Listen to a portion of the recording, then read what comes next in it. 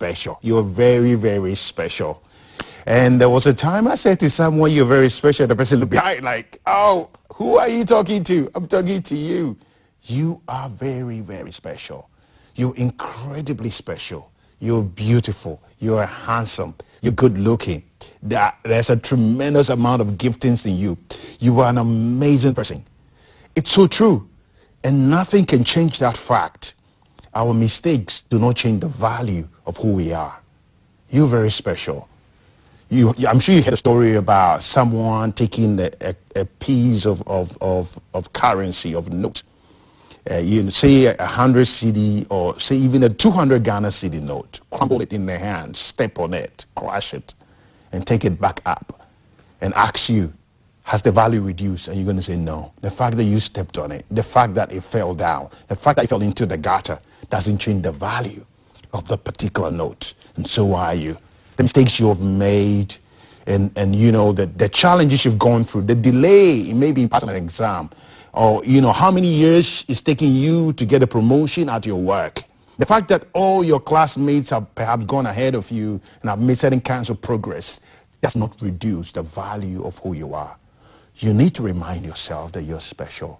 You're not superior to other people, but you're special. You're incredibly special. You are an amazing person. If you don't remind yourself of that every day, you're going to be so discontent. You're going to be so miserable and unhappy. But no matter the state where you are, the state of life where you are, you should remember that you're such a special person. You're such an incredible person. And you know what? One of these days, all your dreams and all your goals are going to come to pass. Face today with confidence, remembering that you're such a special person. Smile all the way out, because good things are coming your way. I'm going to see you again on the Wisdom Nugget for your day.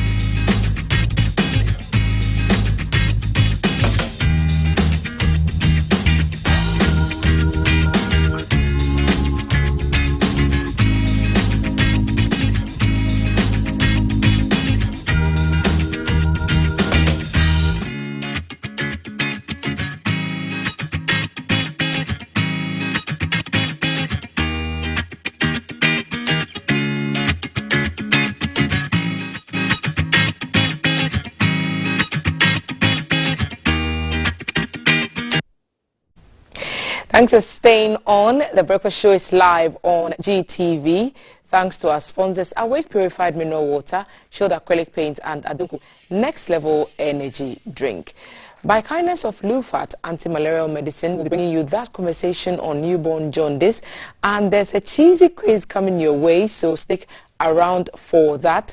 And you win some vouchers to get pizza from Cheesy Pizza. We'll also be partnering Airtel Tigo for the Yellow Couch segment later on in the program.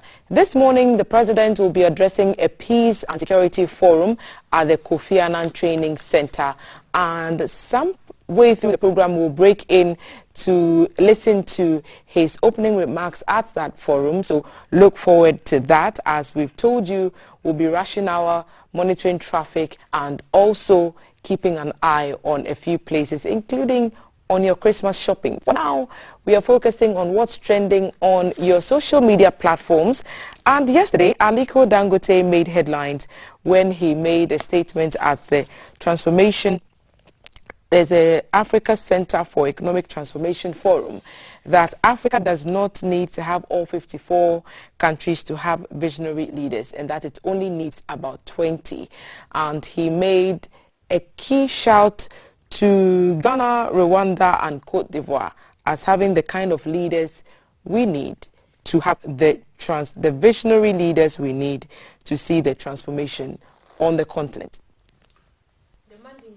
So You didn't mention your own country. so he said Ghana, President Akufo-Addo, His Excellency, the President of Rwanda, Paul Kagame, and His Excellency, the President of Cote d'Ivoire, Alassane Ouattara. So three leaders. He didn't mention his own country. Well, I disagree with him. I think every country needs a visionary leader. So each of the 54 countries need their own visionary leader. But you also admit that all fingers are not equal. No, and what do you say to a country like Botswana? They don't deserve a visionary Or leader. even South Sudan. But he didn't say other countries didn't deserve. He just said if we have 20, so not everyone needs to be on board. So, but 20 will be enough to pull the whole of Africa. We have 4 countries. What happens to the other 34? I'm just presenting an opposing voice to this argument. So it also means that from what he said, that it doesn't mean that the other person. It doesn't mean everyone can't be great. He's just saying if we get 20, we are off to a good start. I disagree with Mr. Dangote. I think every country needs one visionary leader to run things. Yes. Well, and then Valerie raising the point that he did not mention Nigeria. You didn't mention his own country. Like, if you were on the forum and you were mentioning, at least for Shege reasons, you were mentioning Ghana. What else for Shege reasons? But he doesn't believe that. You think CAF would mention Ghana? CAF is the one who thought that penalty was not even a penalty anyway. He said and FIFA disagreed with him. He said... Where did you sleep today? In my bed. In my bed. I'm just saying, if someone deserves a mention, then they should get it. Yeah, and if they don't, then they shouldn't. Quite surprising. So don't mention somebody for Shege reasons. I think Barca is about to lose today. That's why you feel like this. You're feeling something in your system. Barca is about to lose today. No, I'm just saying, if someone deserves a mention, then they should get it. And if they don't, they shouldn't get it. You shouldn't give someone a mention because you're from country A, country B, country. So you're cool with him not mentioning Nigeria? If he thinks, because he's stating what he believes, and if he thinks that Nigeria should not be in that list and he didn't put him there, I'm not in his mind. As amazing and as awesome as I am, I don't read minds. So he has his reasons. So let me ask a question too. Okay. So do you agree with Mr. Dangote that Africa needs just 20 transformational visionary leaders, the likes of our president, the likes of the Ivorian president, and the likes of the Rwandan president? Are there any president that he missed that you think he should have put into the mix? Are there any of these presidents that you think he should have taken out? We just want to know from you. What's your view on this? I just may do a Facebook Live on this today. You know, this topic is quite an interesting one. I'm sure to get a lot of people's minds. Yeah. We should do. We should do. Interesting. Mr. Dangote is stirring a hornet's nest because Charlie Ghanaians are blasting him on Twitter. Are they? They are. And Nigerians are blasting him. Nigerians are also blasting him for not mentioning. Nigeria. Ghanaians are blasting him for mentioning our president, and Nigerians are blasting him for not mentioning their president. Well, he's supposed to mind. Those are his opinions. Exactly. So, yeah. When you get plenty money, you can talk anything. Plus, remember too that he's gone through the ropes. Yes. He's business-wise in Africa and all of those. So probably he knows the ropes and he knows why he's mentioning these presidents of these countries. Exactly. So the question is, why do you say so? Yes. That's the follow-up question to him. I would think that because everyone was entitled to their opinions, he's just stated his. Yeah. So everyone else can state their own opinions too. Our opinions. Yes. Thank you. So that's the beauty of the world we live in now. We all get to have a say. And when I believe a penalty is not a penalty, don't attack me. I'm not attacking. I'm just making the point that you disagreed and FIFA disagreed with you. I disagree with FIFA. Disagreed with your disagreement. I disagree with the referee, not FIFA. Me and FIFA don't get problems. Is he against FIFA now? Because of you, I'm laughing too much. Please.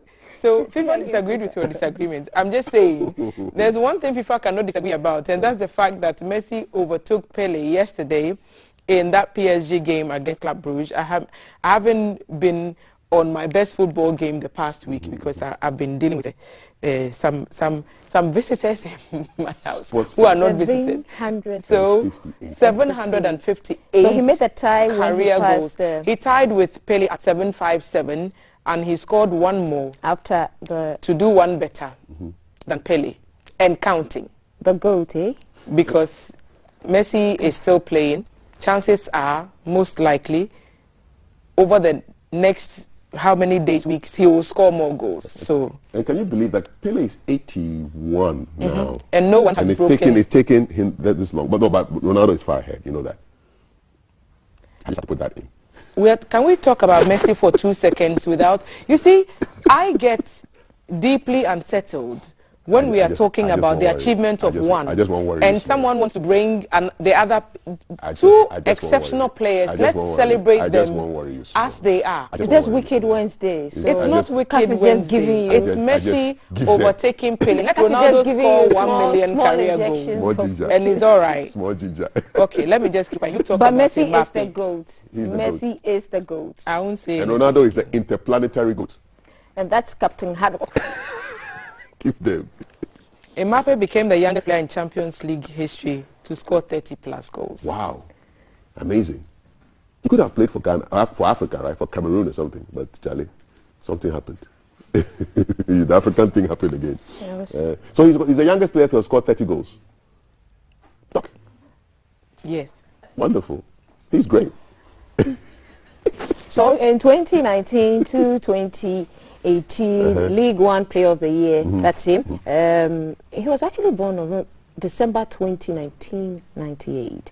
So yes, and then from 2017 to 2018, he was on loan to PSG. 2015 to 2018, Monaco.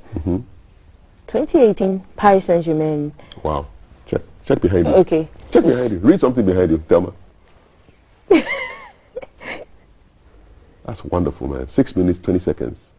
That's how long it took for Kylian Mbappe to score twice. Another good. Anytime I see Kylian, all I think about is when France won the World Cup in '98. This guy was not even born. When I fell in love with football at France '98, the World Cup, and that's where my passion for football started. This guy had not even been born.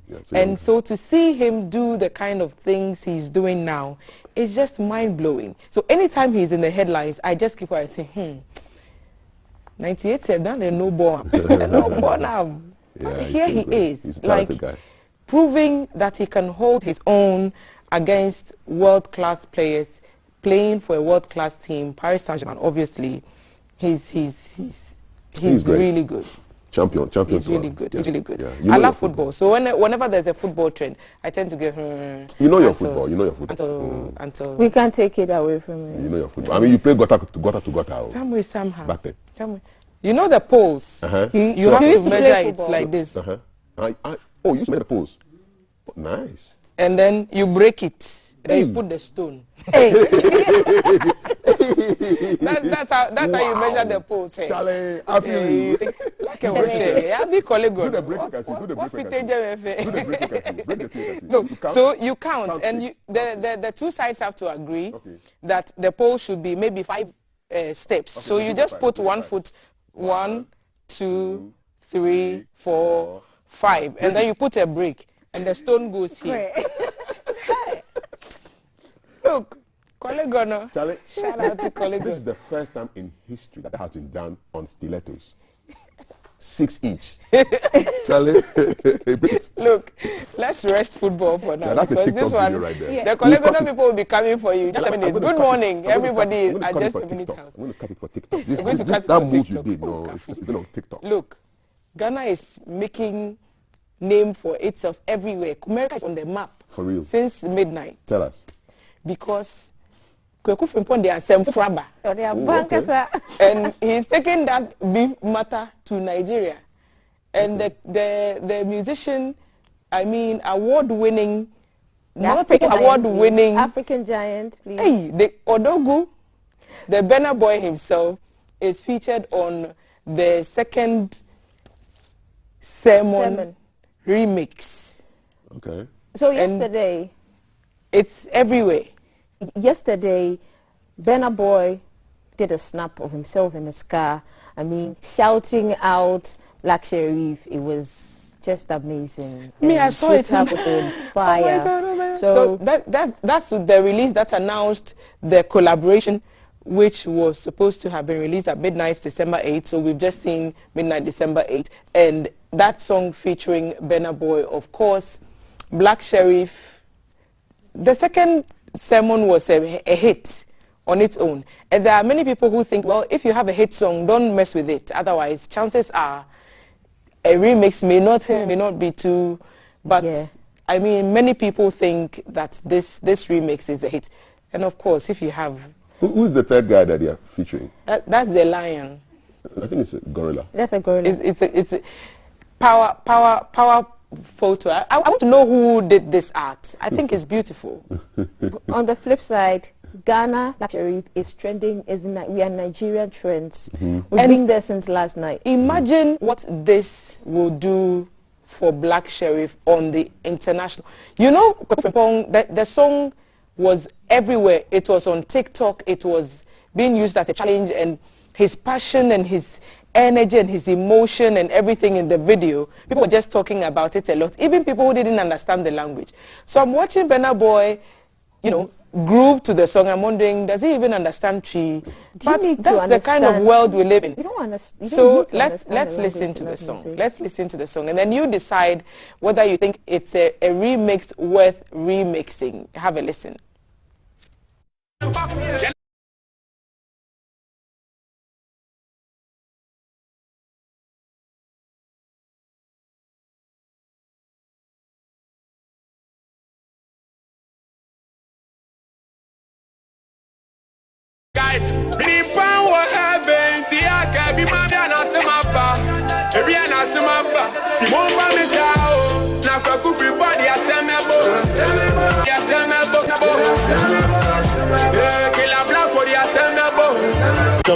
And stuff in the light, they hate on me, but alhamdulillah, I'm good.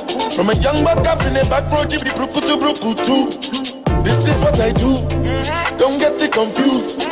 Be gorilla, but you cannot lock me in the zoo. This be done, and quick offering pound. My money is long, so my friends. That is a jam, isn't it? This is what I do. Charlie, that's from the African Giant. Are you sure? There are people saying that Bronya, and they say you're too shedder. Oh. We have to look for Sydney and ask him to come and do that song and ask him why he sang that song. But has he heard the jamming to the beat of Kaf the is a music person, so once he hears a good beat, he's just gone. So we'll just leave you in your little bubble. Thank you. Should we bring you some cheesy pizza? Before that, a big happy birthday to former President John Ajekunkwufo. Nice one. Happy birthday, sir. Yeah. Happy birthday, sir. God bless you. God bless you. Happy birthday to you. She's setting you up because she can't carry a tune in it.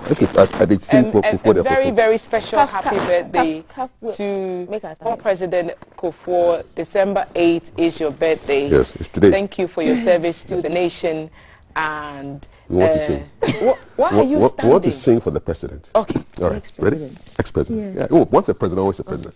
Okay, so President Kufuor, this is for you. All right. Happy birthday to you. Happy birthday to you. Happy birthday, Mr. President. Happy birthday to you. Well done. Hip, hip, hip, hip, hip. Hooray. God bless you, sir. Thank you. Let us sit down. Yes, very special birthday message going out to you, Mr. President. His Excellency John Ajekunkwufo, former President of the Republic of Ghana. Let's do a quiz. And in the spirit of, you know, the upcoming season and everything that you expect to see on your screens, according to CAF's, what did you do? A poll? I did a poll. And many of you said you wanted to see Home Alone. We've designed this quiz just for you, Home Alone fans.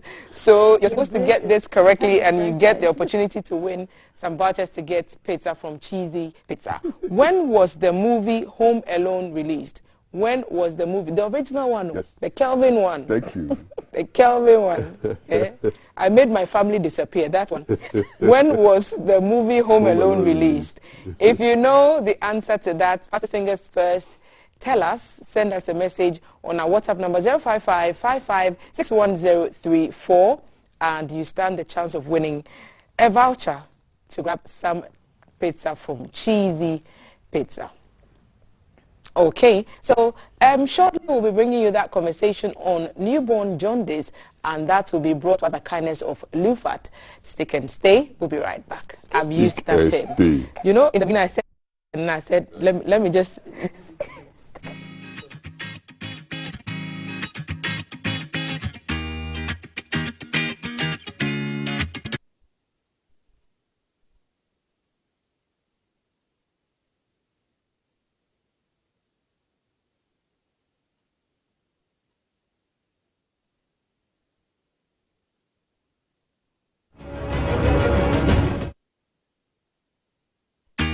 coming.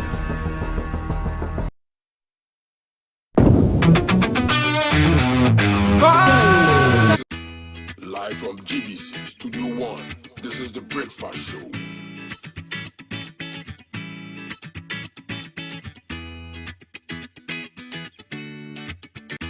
Live from GBC Studio 1, this is the Breakfast Show.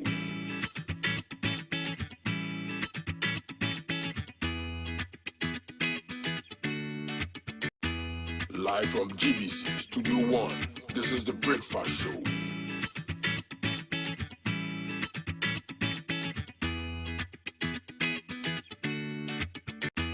Live from GBC Studio 1, this is the Breakfast Show.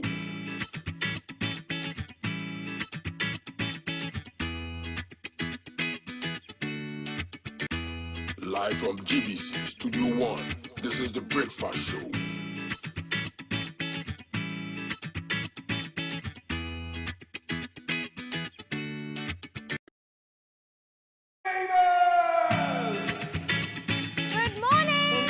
Good morning. It's a good morning, and we serve you breakfast. Not just any breakfast. Sizzling healthy.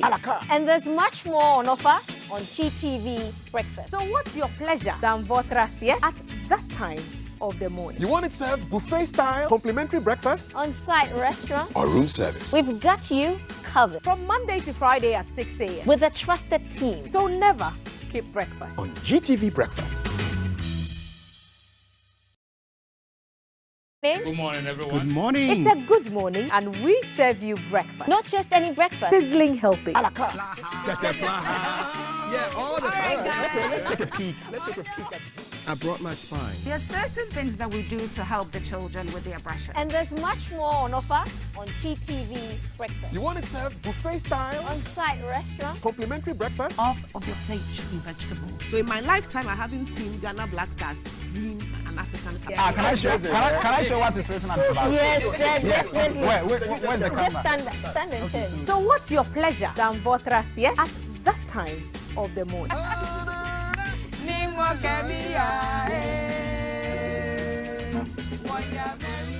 So never skip breakfast. On GTV Breakfast. From Monday to Friday at 6 a.m. We've got you covered with a trusted team.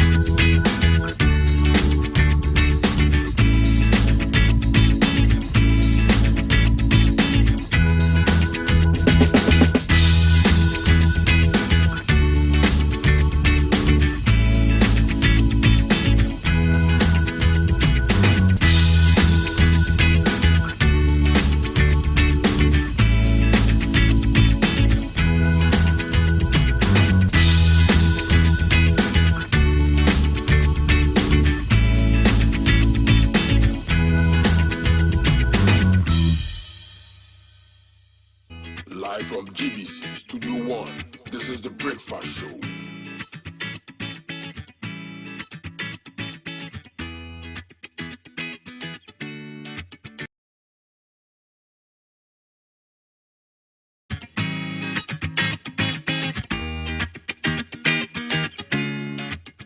It's 6:37. You're watching GTV Breakfast. My name is Kafui Day. Still to come conversations on explosives in the mining industry. And Valerie sits down with Queen Elivava to talk about something very interesting in the third hour. WhatsApp number is 055-556-1034. Mr. Dangote has stirred up a conversation on leadership in Africa. He says Africa needs only 20 visionary leaders of the likes of President Akufo-Addo, President Ouattara, and President Kagame to cause a revolution. And you are responding. Good morning. United Arab Emirates is made up of 7 Emirates. Only one of them took the decision to develop his emirate, and then the others joined him. If we have to use United Arab Emirates as a case study, then Africa needs about 8 visionary leaders only to cause a tremendous change, says Professor Emmanuel Lanz from La Paz. What do you think? Let us know. 05555561034. We're now going to go have a conversation on neonatal jaundice, jaundice in newborns. What's that all about? How common is it? Is it life-threatening? Can you prevent it? How do you manage it? The questions will be answered by my guest, who is a pediatrician and the CEO of Baby Child & Co, Dr. Seriam Wodi, will be joining me shortly after I tell you about Lufat tablet and suspension, which is taken after a fatty meal for 3 days for effective results against malaria. It's from Tobinco, and this product was adjudged the product of the year at the Ghana Farmer Awards 2021. They are proud to bring you the health conversations every morning around this time. So a conversation on newborn jaundice coming up after this.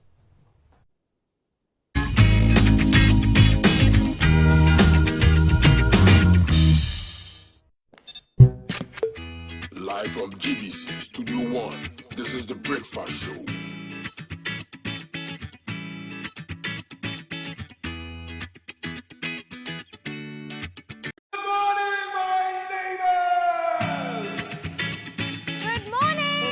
Good morning. It's a good morning, and we serve you breakfast. Not just any breakfast. Sizzling healthy.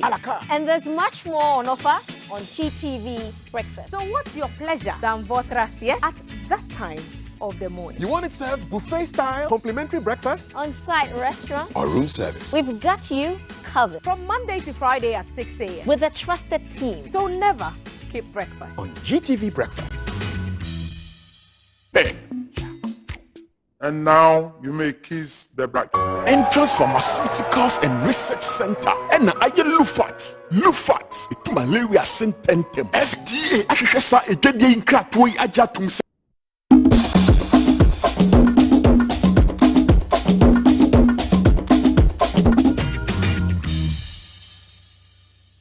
Jaundice in newborns. It's a pretty common health condition in babies. Source of anxiety to mothers, of course, expectedly. So, to understand the condition better and to find out how it can be managed, I have Dr. Seriam Wodi. She is a pediatrician at the Kolebu Teaching Hospital and the CEO of Baby Child & Co. You can find them on Instagram. But she's here with me live. Seriam, hi, good morning. Hi, good morning. Good to have you here. Good to have you. First of all, let's talk about jaundice and then why and how come it appears in newborns. Newborns, a baby born from birth till 28 days. So jaundice in a newborn is yellow discoloration of the skin and then the white of the eyes of any baby who is a newborn. A lot of it is caused by changes that happen when a baby is born. The environment in the womb is different from the environment outside. So the process of adapting to life outside causes some of the jaundice. So that's how come it's so common. About half of all babies will develop jaundice, but it is the degree that varies.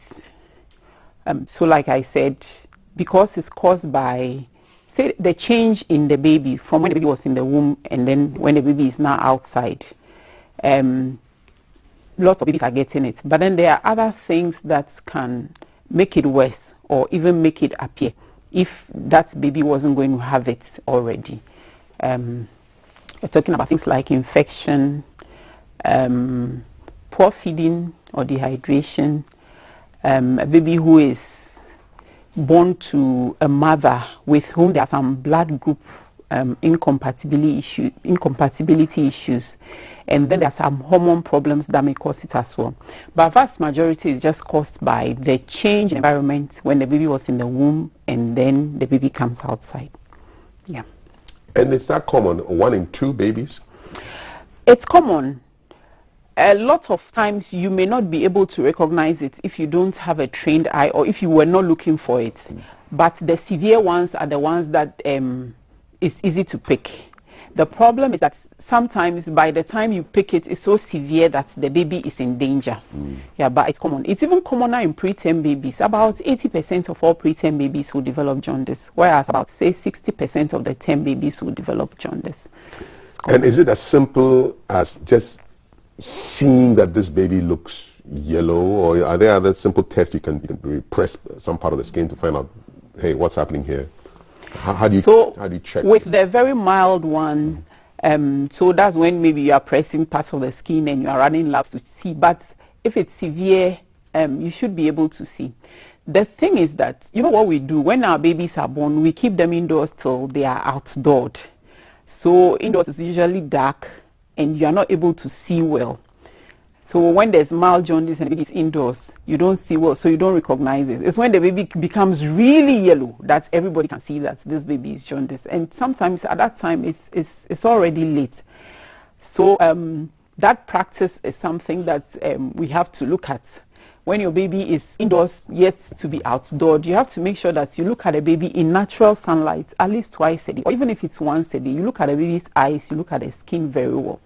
Sometimes the baby is yellow, but people think that this is a fair baby, so they don't do anything about it. Yeah, but because it's so common, you should anticipate and look out for it, so that when you see it, then you can get help. Do pregnant mothers told that it's likely that your baby may have this, so just be on the lookout, so when the baby comes out, then at least they know what to look for? We keep saying it, but yes, we keep saying it, but I think that we should say it more, because I saw a recent study that said 9 out of 10 pregnant women in Accra don't know what causes it. So it's like we say it, but maybe we are not saying it enough, and we say it, but there's still more awareness to be created about it. Yeah. What are the severe consequences of not detecting jaundice in babies, newborn babies? The most tragic is death. Your baby can die because when it's mild, it's very easy to treat. Once it's severe, then it becomes very difficult to treat. And sometimes, even by the time we see the babies, the jaundice or what causes the jaundice has already crossed into the baby's brain. Then the baby may die. Or if the baby doesn't die, they can get severe disabilities, deafness, they grow up with epilepsy, they are unable to walk, they don't do well in school, mother has to carry this baby at the back almost all the baby's life. So, I mean, those are very dire consequences of not reporting early, and mostly the not reporting early is because we are unable to pick it. And then again, there are these things that persist in our culture. People think that, you know, because the eyes are yellow, people think it's an eye thing. So they keep the baby at home and then they buy antibiotic drops and they are putting on the eye, or they squirt breast milk into the eye. It's not really an eye thing. It's just because that part of the eye is white. So when it's colored yellow, you see it's better. The skin is also colored yellow, but a lot of times the eye is what comes to our attention. So these things that we do make us not seek help early. Yeah, and then they don't come early, and sometimes when they come, then it's already too late. And that. So tell us about the link between breastfeeding and neonatal jaundice. So the body has a way of clearing the jaundice. You see, so sometimes when a baby has a mild jaundice, you may not even notice, and then it just clears on its own. The way of clearing the jaundice that the body has is that it comes out through the baby's poo. Yes. So, I mean, this doesn't mean that when your baby is jaundice, stay at home to come out through the poo, because it depends on the level of the jaundice, and it depends on what is causing it. So if what is causing it is more aggressive than how the baby is passing it out, then that baby will continue to be jaundiced despite going to toilet. Yeah. So the body clears it through the poo, and when you start to breastfeed your baby early, they pass the poo early. So when they pass poo repeatedly, it helps with the clearing. Okay. Yeah. All right. And should a mother be concerned about the color of the poo to say, okay, alarm bell, something is happening to my baby? Is there a kind of color that you're looking for? Yes. There's one of the rare causes of jaundice that needs to be treated by surgery or operation, as we call it. Yes, that one is biliary atresia. And that one, you see that, you know, when the babies are born, their stool is dark green. We call that one the meconium. And then it changes to yellowish. So in biliary atresia, you will find that the poo doesn't become yellowish, it becomes pale. It's almost like clay. Wow. So that's one of the things too, that if you find that your baby is passing poo and it's so pale, you know that that should come to hospital. And with that one, it's treated by surgery only at a certain time. When a period has elapsed, then they can't do anything for the baby. You know, it's just about supporting the baby, making the baby comfortable, and so on and so forth. So yeah, if your baby's poo from dark green, it should go to yellow or yellowish, golden yellow kind of, yes. So when it gets to the time that you think it should change, and the stool continues to be pale, that is a cause of concern. Okay, so give some tips to a newborn who may be, what should she be looking out for to suspect that my child may have newborn jaundice or neonatal jaundice and I need to go to the hospital? The mother should just know that it's likely to happen, first of all. And then every single day, make sure you look at your baby in good light. Sunlight is better. Make sure that you look at your baby's eyes, your baby's skin. And then when your baby is not feeding or started feeding and then begins to feed poorly, that's a sign that the baby is sick. And sickness or illness, infections can worsen the jaundice. So once you notice that your baby is feeding poorly, then the baby has to go to hospital. Once you notice that your baby is febrile or hot, the baby has to go to hospital. Unfortunately, in newborns, there's this thing that they do. When they are sick, they can be very hot, or when they are sick, they can be very cold. So any change that you are not sure of, it's better you take your baby to hospital, and then if there's no problem, you are reassured than wait it out and just 1 or 2 days see what is happening. Babies are very delicate. One day can make a difference, and then you come in and it's like it's too late. So that is something that should be watched out for as well. Okay, if you just joined us, I'm here with Dr. Sariam Wadwi. She's a pediatrician. We're looking at neonatal jaundice, so jaundice in newborns, and the number for you to send your questions, if you have any, if you are a fresh mom and you're watching us with a baby in the corner or in your lap somewhere, and you are wondering, give us a WhatsApp, 055 556 1034, 055 556 1034. So mommy takes baby to the hospital to come and see somebody like you or other pediatricians. How do you manage the condition? How do you deal with it? We take a history, like get a lot of information from you, and then we examine the baby. We may run some tests or not, because visually when you look, you can see that this baby is jaundiced, but how we manage the baby depends on the level. So sometimes we need to run a test to see the level, or even series of tests, because one, we know we run a test or we know the baby is jaundiced, but sometimes we need to also find out what is causing it, because when you deal with what is causing it, then you are more likely to succeed. So tests may be done for the baby. Now, when the jaundice is not so severe, we just manage it with light. That's called phototherapy, photo light. Yes, so we have blue light that we use to manage the babies who have jaundice. But if the jaundice is severe, then the light may not work fast enough. So we need to do something that we call exchange transfusion. Basically, the jaundice is in the baby's blood. So what we do is that we remove the baby's blood in bits and replace it with blood that doesn't have jaundice. So we are sort of diluting the jaundice in the baby's system. Who is providing the blood? Whose blood is that? So it's just like a blood transfusion. So it's a donor blood from somewhere that is screened. You know, we screen all blood and so on. We make sure that it is compatible with the baby, and then the mother as well. In the case of newborns, it's always must be compatible with the mother as well, and then we use it for that. Yeah, that we don't really want to do that. But you've done such procedures in your experience as a pediatrician? Several, but we really don't want to do that. That is why it's better if the babies come early, because when you come early, it's light, and then it gets better. Sometimes the babies are given antibiotics, because if it's an infection, then that has to be dealt with. And so, yeah. And if it's a problem with feeding, then we teach you how to feed. We supplement. Maybe we are giving a drip or something like that, until you can get the hang of the feeding. So we do all those things. But we don't want it to get to exchange transfusion. Okay. So the photo therapy is where the baby has some light over it. Yeah. And how long will that therapy take?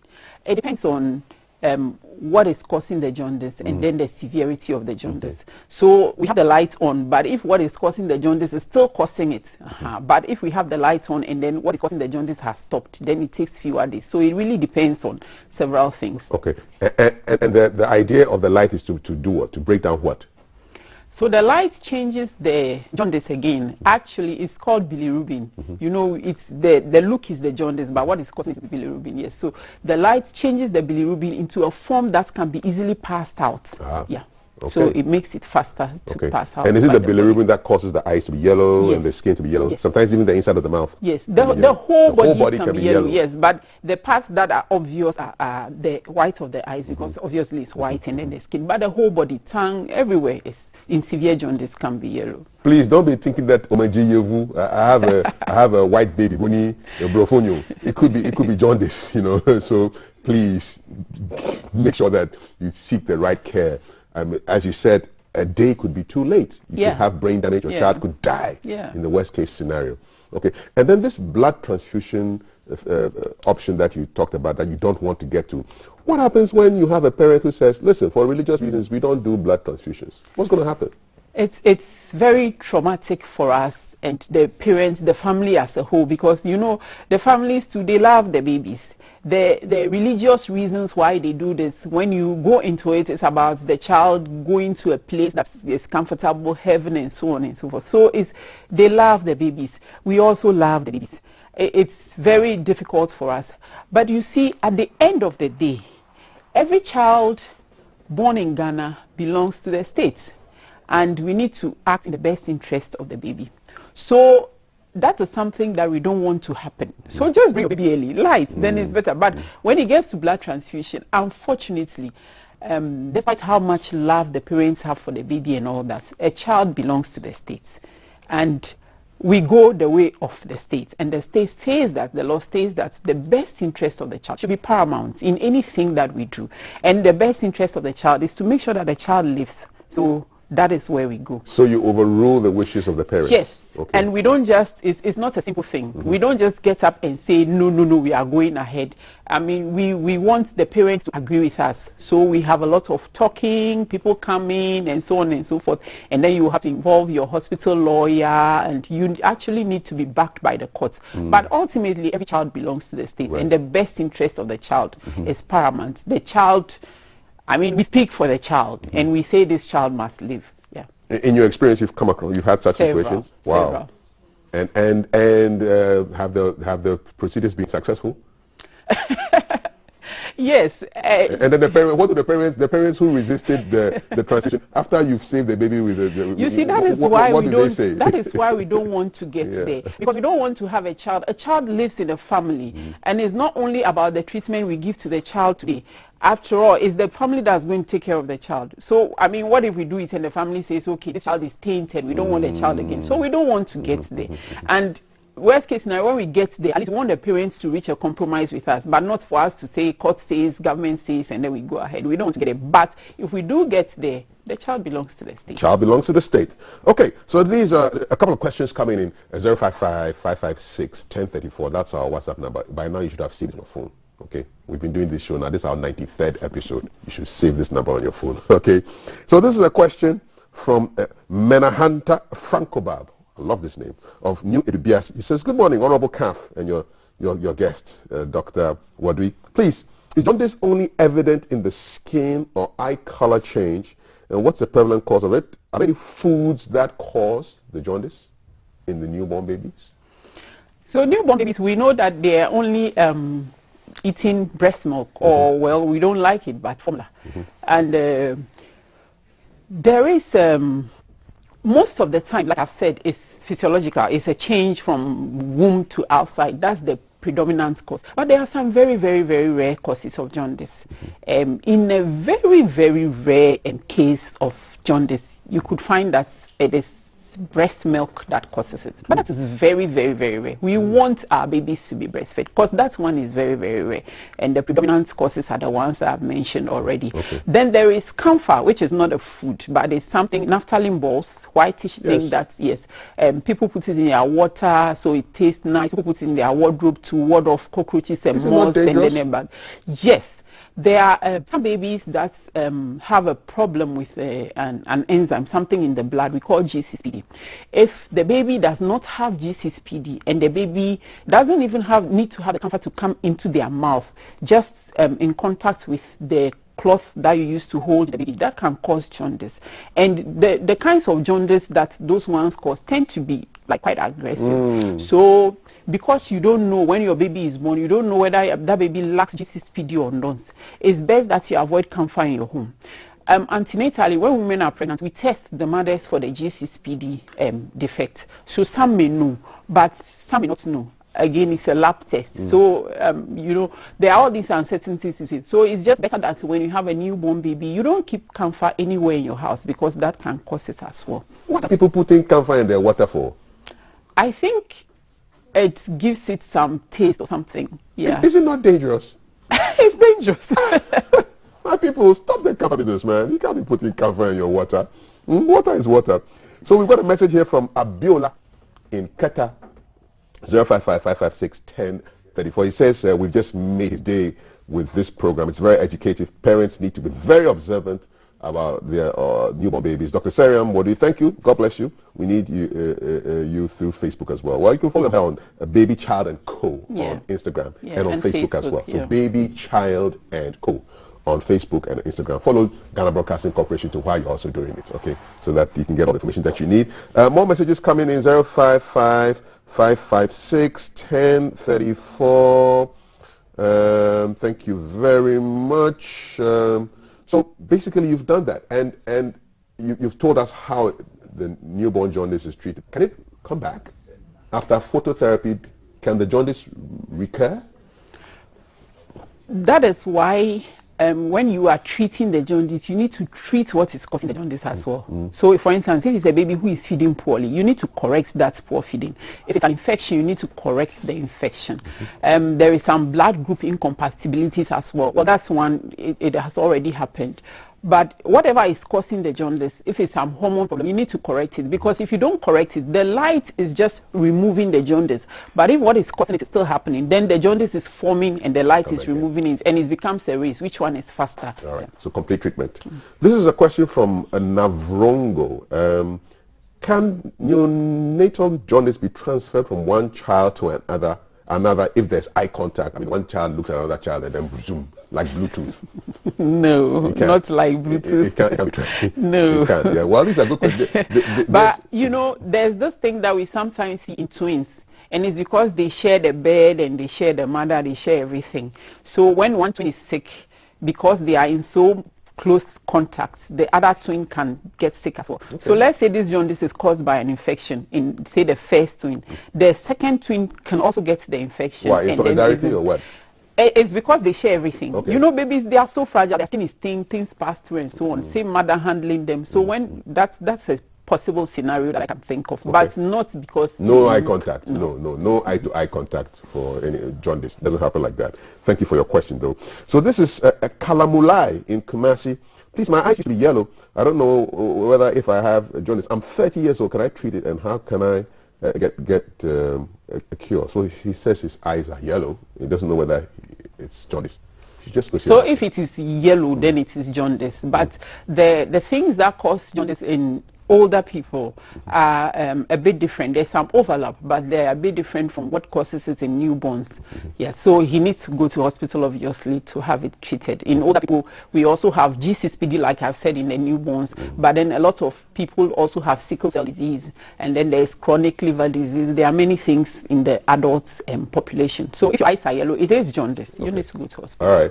And so, Mehanan Franco has just explained to me why you call it G6PD, because the full thing is quite long. Yeah. Glucose 6-phosphate dehydrogenase. I think I prefer G6PD. Thank you very much. 055-556-1034.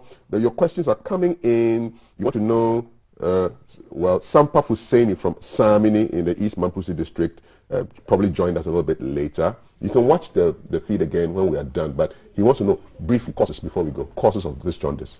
What are the brief causes? Changes from the womb to the outside, majority causes, infections, poor feeding or dehydration, some problems in the way the baby's liver is formed. These are the rare ones I'm now talking about.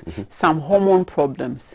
Like I also mentioned GCSPD, which is really an enzyme, yeah.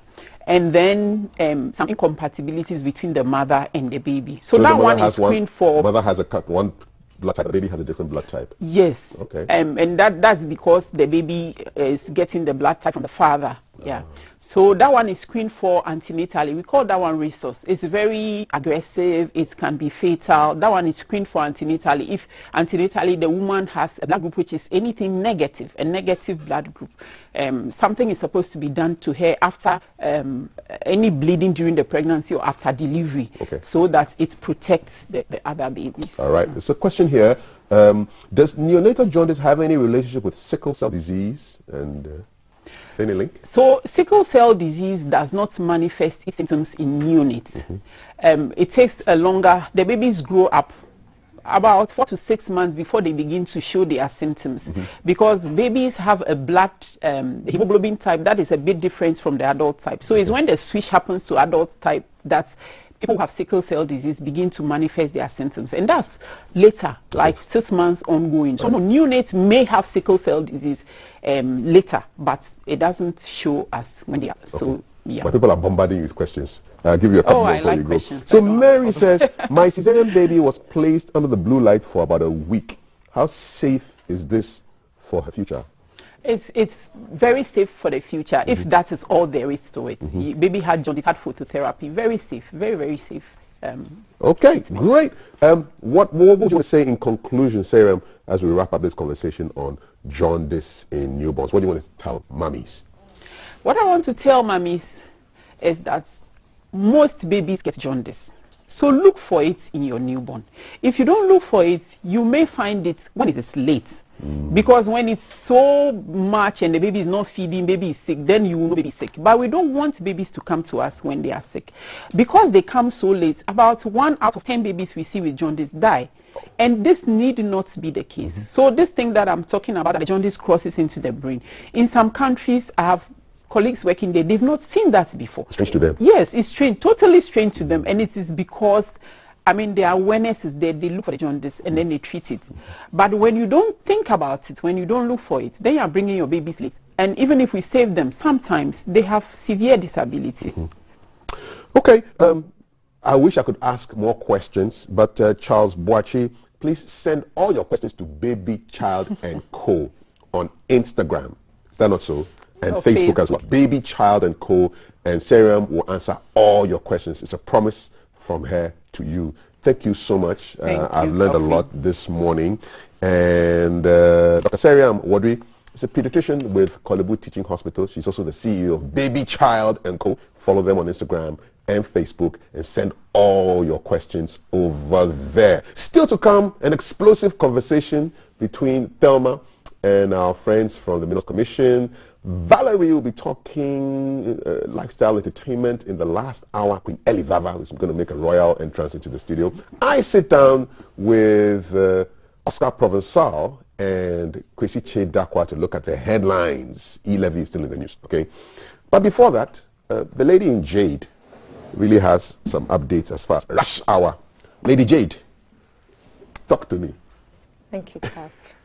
Yes. And so, you know, when we started the show, we're saying we're going to be looking at Christmas shopping. Some are saying that people are not shopping. Others are saying people are shopping. And it's a whole lot. But from what Alan says, Alan is behind the Kimbu SHS. From what he's saying, it's a showstopper out there. So we're going to be speaking to him. He's behind me now, currently. Good morning, Alan. What's happening?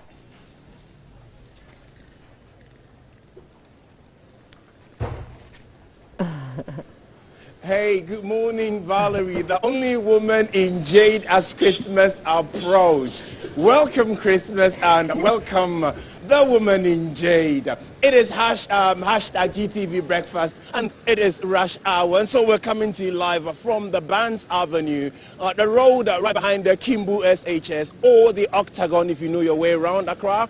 Or, better still, it is that stretch of road that comes off the Accra Psychiatric Hospital and then goes across from the head office of the Airtel Tigo offices through the Accra Technical University or the TUC intersection, and then runs right across through to the Accra High Street. And so you'd have Yoko to your right, and then you have the Kwame Nkrumah Mausoleum in the far distance across the road to the other side.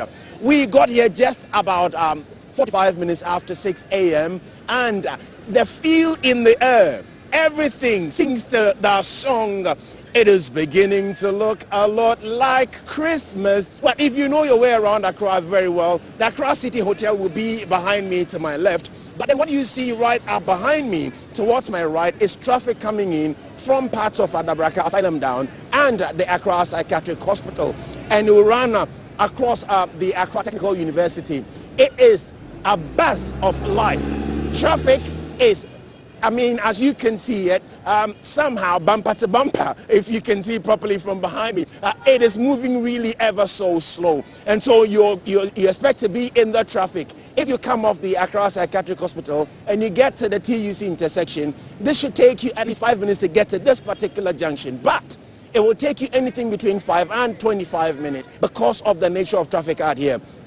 You have life coming in all the way, proper, people buzzing everywhere. You see people everywhere, the sidewalks taken over by shoppers and hawkers. It tells you there's definitely something in the air. Christmas is what that is. And traffic beyond here towards the Tema Station end and then the Makola end of town is just as bad. And so if you're a commuter and you're coming into town and you definitely have to come out here, please, I will beg of you to find an alternative route, because traffic out here is not necessarily respecting the normal flow of 5 to 10 miles per hour drive. Indeed, it is a slow-moving traffic for you. What you see in the distance is the back side of the Kimbu SHS, and you can clearly tell the sidewalk has been taken over. Proper taking over. It reminds me of that Shatawale song, taking over with the sugar guy. That is what traffic is for you this morning. And my camera will pan around, come towards Octagon, and then we'll be looking at traffic from the National Theatre and the Efio Sutherland Park and coming into the Central Business District. And what you have behind the Accra City Hotel is another chock-a-block of traffic. And even though you cannot see that, the sidewalk right from the National Theatre, and in which case you have the Mervyn Peak Accra towards the Accra City Hotel, is also taken over by hawkers and shoppers. And definitely you want to get to the Central Business District and have a feel of Accra. And I can bet Keep an Eye will bring us really what the interaction is between shoppers and hawkers. And in this situation, on this note, you can clearly tell that there is a broken down sewer truck or cesspit truck, and this is bringing on the traffic situation even more, stressful, because it is dead in the middle of the road. Commuters will have to look sharp, avoid it on both sides, both left and right, just so that they can weave past. This is also holding traffic for some time behind it.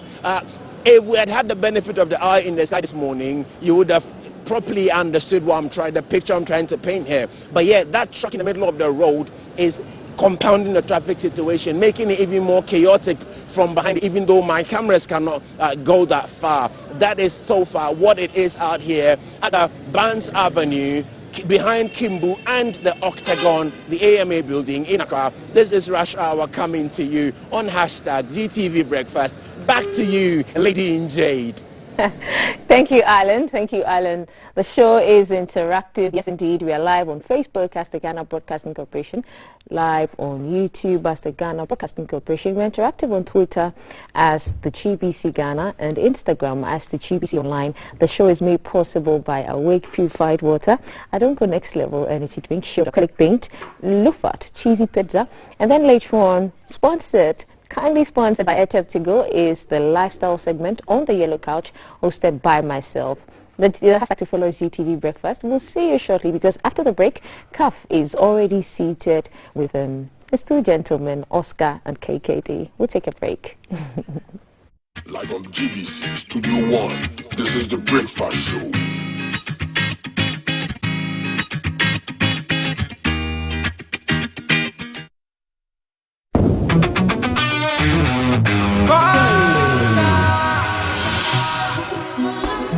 And they call me UJ.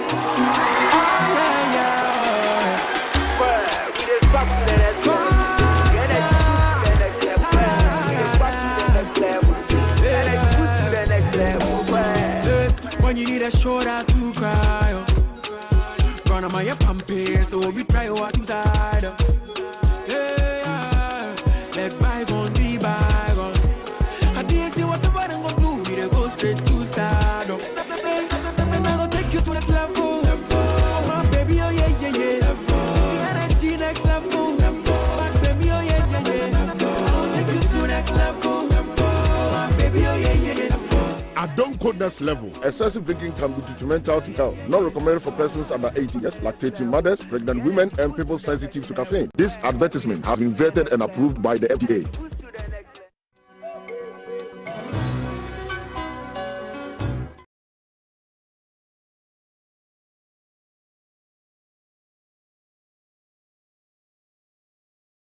By the book, it's on. Hey, we have to get some condoms, Charlie.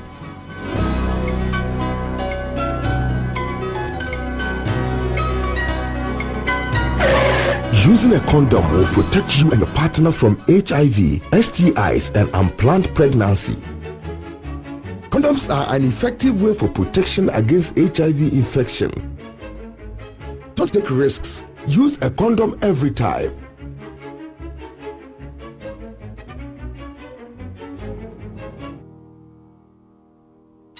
Always come prepared.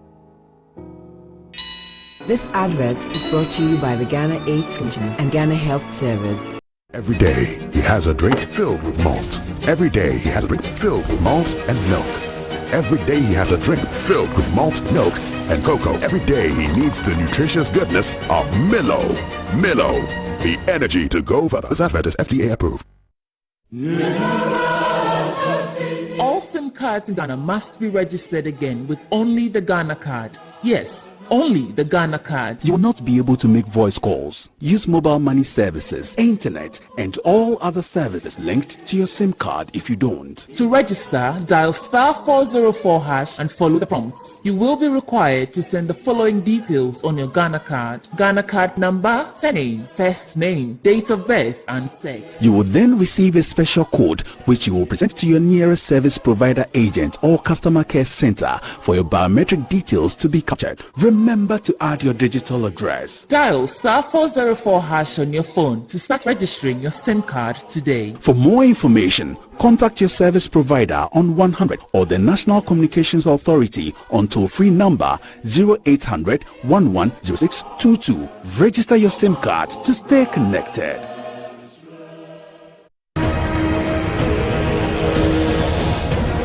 Live from GBC Studio 1, this is the Breakfast Show.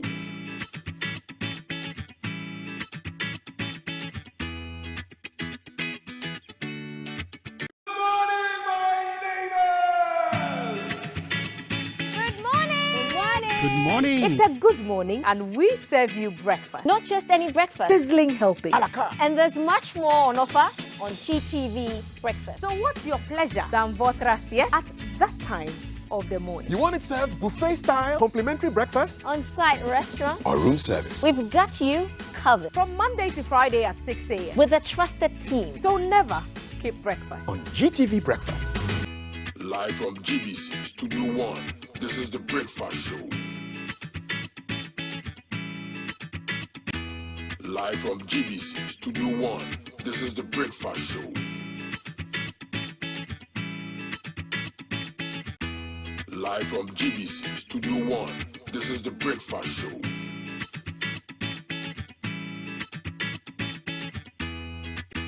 Live from GBC Studio 1, this is the Breakfast Show.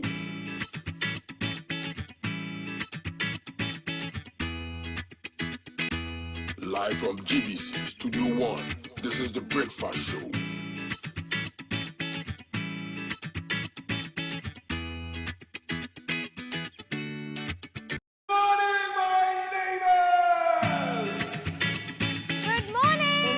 Good morning. It's a good morning, and we serve you breakfast. Not just any breakfast. Sizzling healthy. And there's much more on offer on GTV Breakfast. So what's your pleasure than Votrasie at that time of the morning? You want it served buffet style, complimentary breakfast? On-site restaurant. Or room service? We've got you covered. From Monday to Friday at 6 a.m. With a trusted team. So never skip breakfast. On GTV Breakfast.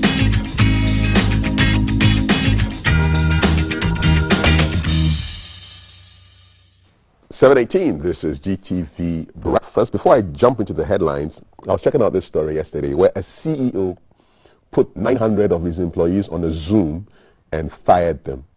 Look for better.com, better.com. So Vishal Gaj is the name of the CEO, and he fired his employees on Zoom. 900. There was one part of his address when he said, if you're on this Zoom call, you consider yourself terminated with immediate effect. 900 people fired. Did he save paper and time? What do you think of what he did? As a CEO, would you do something like this? If you were an employee, how would you feel? Just curious. 055-556-1034. Sign of the times or sign of a wicked person? Let me know. 055-556-1034. My guests are seated, ready, willing, and able to dive into the headlines. Kwesi Che Dakwa is a media brands and culture specialist, and Oscar Provençal is an actor, director, and they are here as my panel. Gentlemen, good morning. Good morning. Good to have you here. Let me dive into the headlines, and then we shall get your comments on them, and even my CEO story, if you're so interested. Daily Graphic, massive afforestation program underway, says Minister Gina Paul. ECOWAS reopens land border January 1st, so that's a couple of days ahead. Parliament accepts revised 2022 budget. We can feed nation if resource, says award winners. The 37th National Farmers Day that took place in Cape Coast. Ghanaian Times, we remain opposed to e-levy, minority states' position on 2022 budget modification. One teacher, one laptop brouhaha. 3 teacher unions demand laptops for members by December 31. Insist on paying 30% of cost. A bit like the MPs who are paying 30% for their cars, right? The Finder, over 4,900 fire outbreaks, killed 21, injured 61 between January and October this year, says the Ghana National Fire Service. The BNFT, Business Financial Times, says soya bean processors lament over losing industry to Indians. Local rice producers want tax hikes on foreign rice. And the custodian says confusion rocks NDC over e-levy. These are your headlines this morning. Good morning, and just join us on WhatsApp. The number is 055-556-1034. We're streaming across the platforms. If you like what you hear and see, share it with a friend on YouTube, on Facebook, on Instagram. Just look for Ghana Broadcasting Corporation. Okay, so let's dive into, well, the big issue has to be what's going on in Parliament. So the Parliament has accepted the revised 2022 budget. It's on page 20 of the Daily Graphic. Details are there. It's all amidst the opposition to the e-levy. The minority say they still oppose it in spite of the modification. Kwesi, your thoughts on what's been going on over the last 2 weeks, culminating in this acceptance of a modified budget? I love and respect our parliament, but I've been very disappointed in our parliament because of the behavior. Parliament showed a great lack of civility, made it very difficult for young people who must learn communication from Parliament, because Parliament is where the most important debates of our land are held. It's not a place for argument, it's not a place for anger, it's not a place for fighting. It's a place for people to show superiority of thought through debate, and both parties failed us miserably. They say everybody has a mind, but truly the only ones that can never change their minds are ones who didn't have one in the first place. I have been disturbed about the e-levy because I think the e-levy is definitely not the best way to tax every Ghanaian, if that is what we're trying to do, to broaden the tax net. Because the e-levy does not tax production, nor does it tax income that people have made. It's either I'm producing something, so you're taxing me, or I've earned an income for my labor and you're taxing me. So really, calling it a tax, I mean, it's more like an imposition of pain. Now, do we need more money to run our economy? Of course we do. Should the people that we have chosen to serve us and given the perquisites so they can serve us be better thinkers than the majority of the people? Of course not. But they must reach out to the people and get the collective wisdom of the people and curate all this wisdom to come up with ways to get money from us. I asked a question that has still not been answered, and I've asked a few of my friends on both sides of the aisle, that if I'm sending money for my mother to buy her medication, and you tax me, what exactly are you taxing? Are you taxing the medication? Or who are you taxing and what are you taxing? So it still doesn't sit well with me. Whoever proposes to tax monies that I have sent to somebody because they're ill, because they have a funeral, because they have to buy medicine, still doesn't sit well with me, whatever the percentage is. But I do understand we need to raise money to run the country. So let those who said they have greater brains and can do the work think harder and find ways of raising the money to work this economy. Because the e-levy, it's something I still can't get my head around. What are you taxing? Production or income? It's still not clear. Question is not too clear on the e-levy. It's not too clear because nobody has explained the people who are proposing it have not explained this, succinctly. Is it a failure of communication in getting the details? Sometimes when you're in a class and the whole class is not understanding what is being taught, it's not because the class is dumb. Maybe the professor is not a good teacher. So it's either what is being done does not make much sense, or somebody is finding it difficult explaining what is being done. Because the main explanation is to appeal to our emotions and say we are in so much debt, so we need to find ways to raise money. That's not a good enough explanation because we are taxed a lot already. Oscar, what's your view on this? So the modifications have taken place, but the minorities still saying, listen, we are opposed to this e-levy thing. I probably want to hazard a guess that I'm equally as confused as any other Ghanaian who's out there, because the communication is consistently mixed.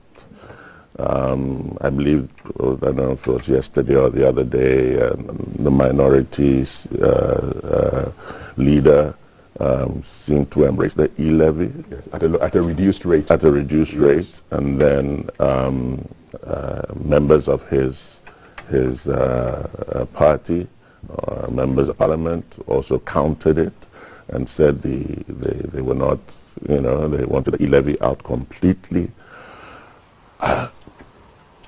I'm just a reflection of the ordinary Ghanaian who is exceedingly confused today. So, I think Parliament has to do their job.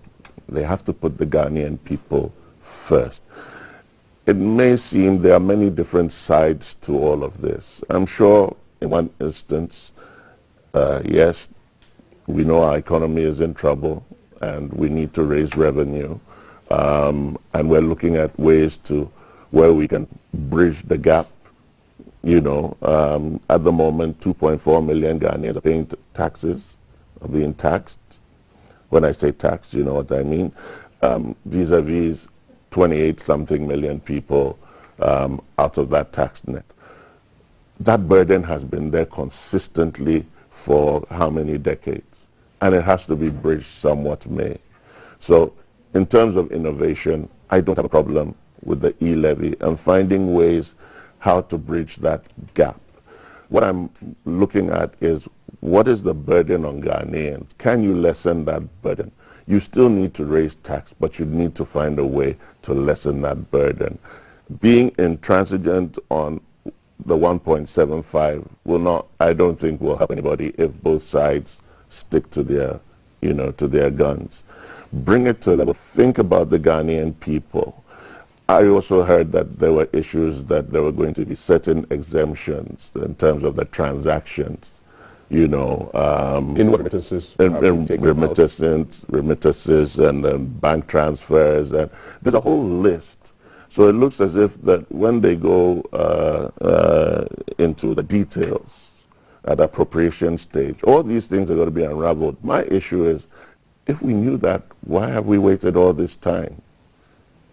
Why have we waited all this time? Because it's just purely a matter of communication. When you roll out a policy, communicate, bring the people along, you know. So it's self-inflicted in one way.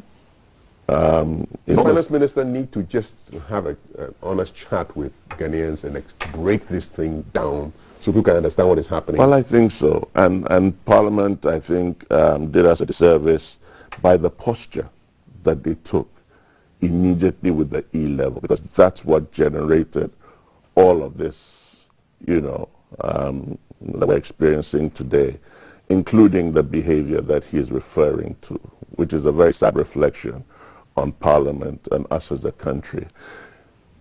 We want to attract investment into this country. When you look at America, the word of the president, or is it Mr. Greenstreet, can change Federal Reserve. The Federal Reserve can change. Alan Greenspan. Alan Greenspan. He's Just the gone. word. Yeah. Just the word can change the dynamics of the whole financial sector. So when you see a parliament that represents the people of Ghana speaking in a certain manner and behaving and conducting themselves in a certain manner, how on earth do you think that is going to support the attraction of investment, much needed investment into this country? If every single day our media airwaves are bombarded with negativity about this country from both sides of the political divide, from social commentators, we think we're doing it to each other, but we're really destroying this nation.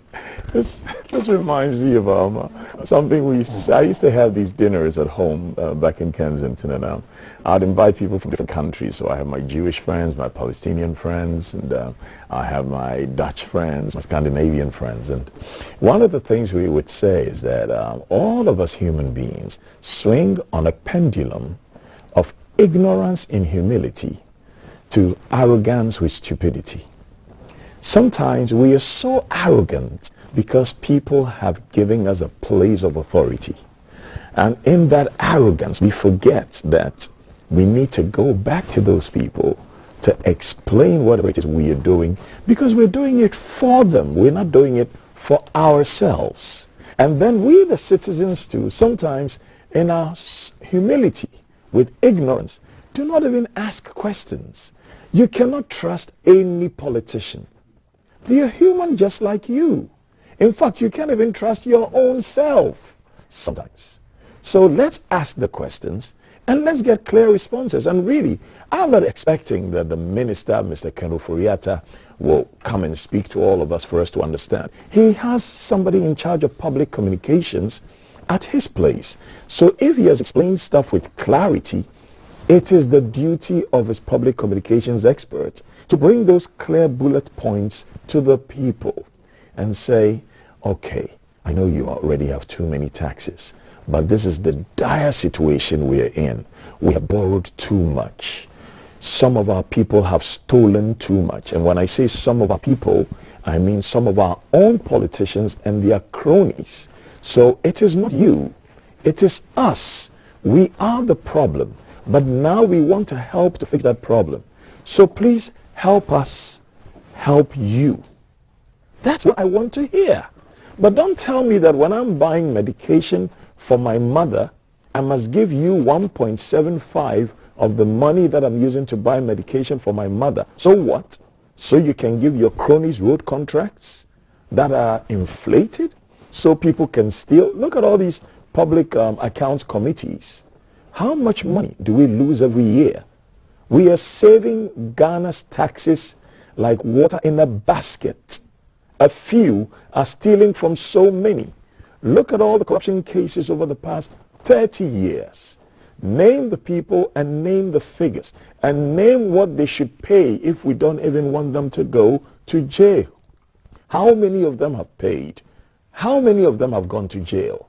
You will not stop the corruption, but you're asking me, with the little I earn, to keep my head above water, to give you more money so you can waste it.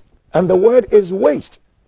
And we have seen this under the MPP. We have seen it under the MDC. I am disappointed because I don't look at parties. I look at people. I look at individuals. I heard of a mat set deal in this country. Mat set are 7 CDs per mat set. They said, oh, we have to add a few other things. And every child was giving a mat set. Who benefited from it? What have we done about it? Those monies are the monies we should be using to build this nation. Don't come and ask people for more money. And you talk about only 2-point-something million people paying taxes. How do you pay tax when you don't have a job? How do you pay tax when you cannot earn any income yourself? You see, we haven't had a proper entrepreneurial courses in our schools for so many years. We haven't taken TVET seriously for so many years. So everybody wants a government job. Look at the number of people that were queuing to become immigration officers and policemen. That tells you something. We are training people to look up to government for a job. My father doesn't work for government. My mother didn't work for government. I don't work for government. We struggle. We hustle for the little we earn. And we don't want to give it to politicians who waste the money. And I tell you what, our politicians waste our money. Who can say this? And then the same politicians, the president, appoints over 6,000 people in this country. That alone tells you that if you strive for excellence in this country, you will suffer. You are better off holding on to the coattails of people who are in political office. Look at the offices, say over 6,000. It's the president who appoints them. Nana Akufo-Addo, no matter how good a man he is, how many Ghanaians does he personally know? Can he personally assess? So we are running a system of cronies who sit back and suck this country dry. And it's the same in both parties. So a system must change. But for now, don't ask us for more taxes. 055-556-1034. Do you violently disagree with KKD? Or do you agree with him? Or do you agree with what Oscar said? Do you disagree? I just want to hear on the channel, your medium, for you to express, to rant. Yeah, so let me know. 055-556-1034. E-levy is going to be on our minds for a very long time. The budget, yes, definitely. Appropriations, conversations, I can't wait for that to happen in Parliament because the numbers are so close together. And now that ministers, MPs have been given no-fly zones, you can't leave the country. Stay and debate. We'll see how things go. Let me know, 055-556-1034. And if you're enjoying this, share it on Facebook, share it on YouTube.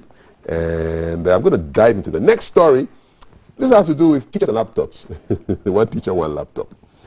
So 3 teacher unions are demanding laptops for members by December 31. They insist on paying 30% of the cost. They're taking a leaf out of the parliamentarians' book.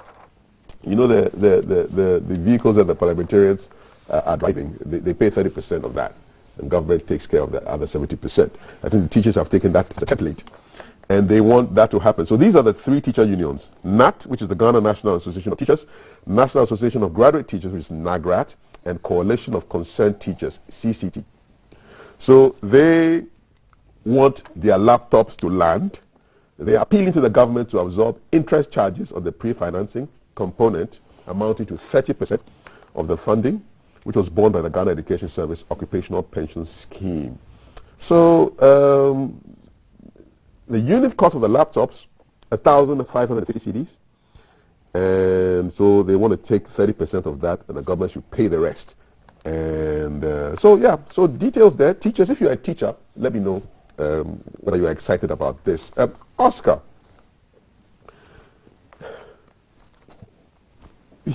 your thoughts? I don't know what you want me to say. I don't know. Shouldn't teachers be just buying their own computers? I don't know.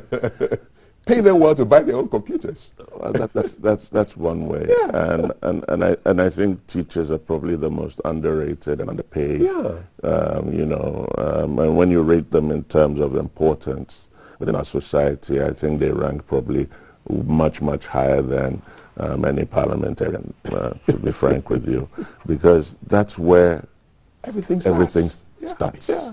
You know, all the way till you become an adult, and then you have to navigate this world that we live in. And so I believe that anything that moves the needle towards making sure that we get quality education, because yes, you can have education, but as you and I both know, quality becomes a different topic altogether. And I think it's a relatively good initiative, but we're in a country where you can have a laptop and no electricity. So I don't know what to say. You know, I really don't know what to say. And I believe that there was a group, some Teachers Alliance group, that had also come out, you know, with a whole load of issues raised against deductions and so forth. And, you know, and Nagrat says they don't recognize them, they don't know them, and the whole discussion is going on. For me, I think that I prefer to, so long as they're doing it through the right channels, and that's what we need to push everybody to do, and all the organizations, be it the drivers union or wherever, push it through the right channels, engage, because look, we're in an era that we have to engage. It doesn't matter whether Parliament is 137, 138. We need to start building consensus on the way forward. And Kwesi said something regarding the system. There has to be an overhaul of the system. We are being controlled by a system, be it through the Constitution, and we've heard about constitutional review. What has happened? We don't know. It has to be an issue. It's part of the cogs within the wheels that are causing our problems. If you look all through we're having challenges. If you look at the educational system, we're having challenges. So going back to this topic, I think that yeah, they should move the needle forward and just make sure that they have electricity to power their laptop. Kwesi, there is no country that has developed without paying attention to the people responsible for the minds of the next generation. I mean, there's no country. Yeah. Question: are we handling teachers the way we should, with an eye to the future development and progress of this country?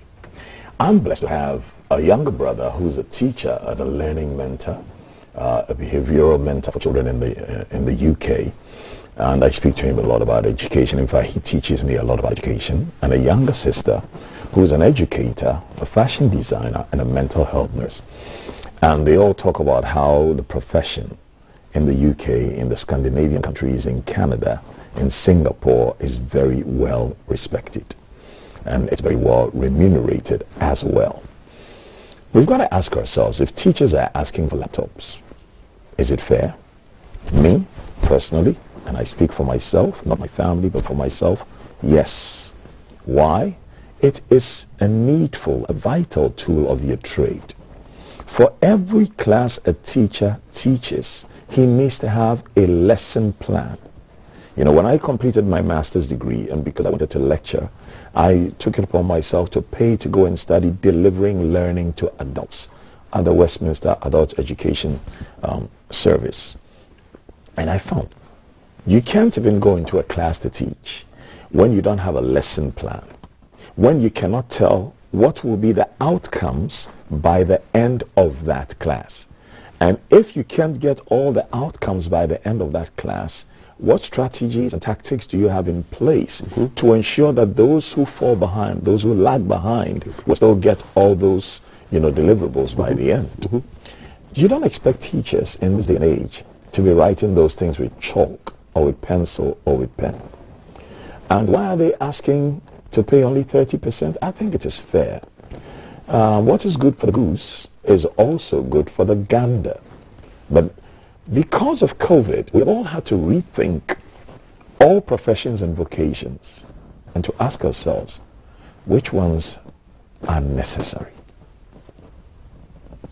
Education. Every job in education, including the job of the janitor, is necessary. Some of the, jobs, we can live without them. Let's be fair. The baker, necessary. The cook, necessary. And we disregarded these people for so many years. And then all of a sudden, COVID taught us that these people you are paying so much money do very little for you.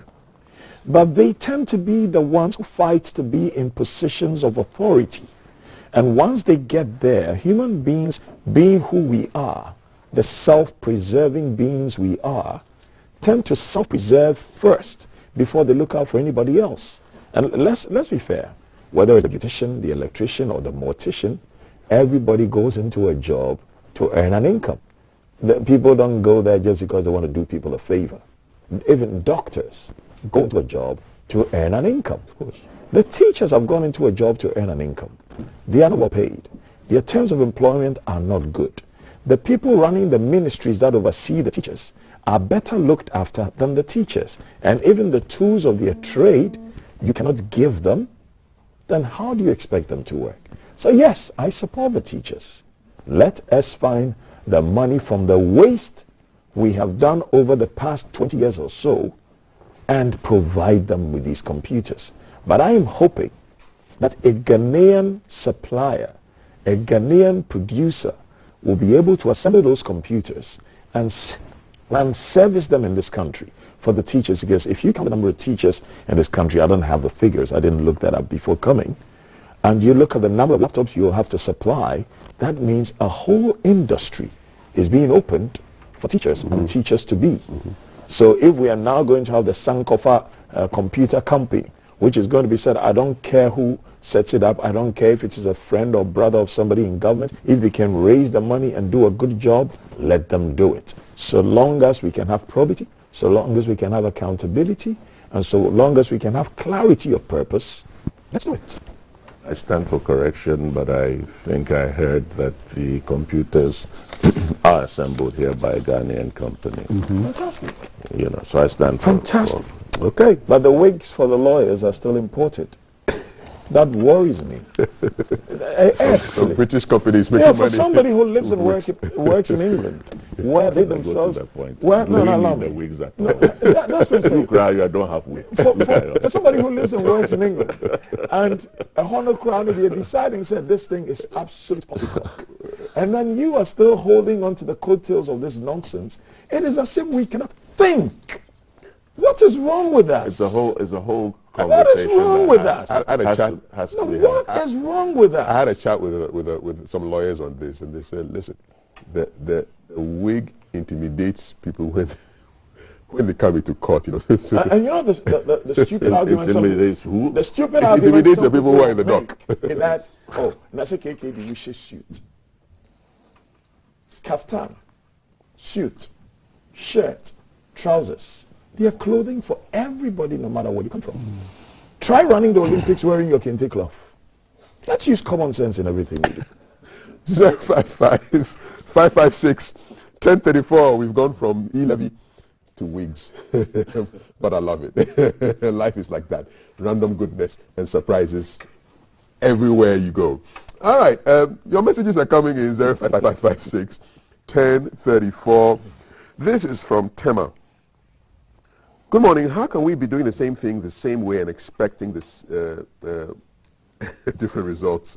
Let your news crew visit Methodist Primary School in Katamanso. One class teacher is teaching 96 people in the class. Wow.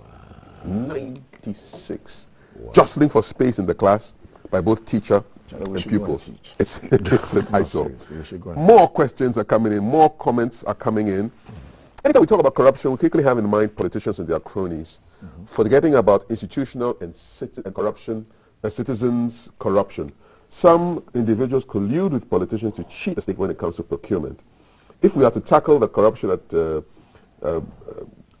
various revenue collecting institutions, we would make headway in our revenue mobilization. See, Thank you, Monica. The failure of commentary like that is that those individuals who are colluding with those politicians were not elected by the people.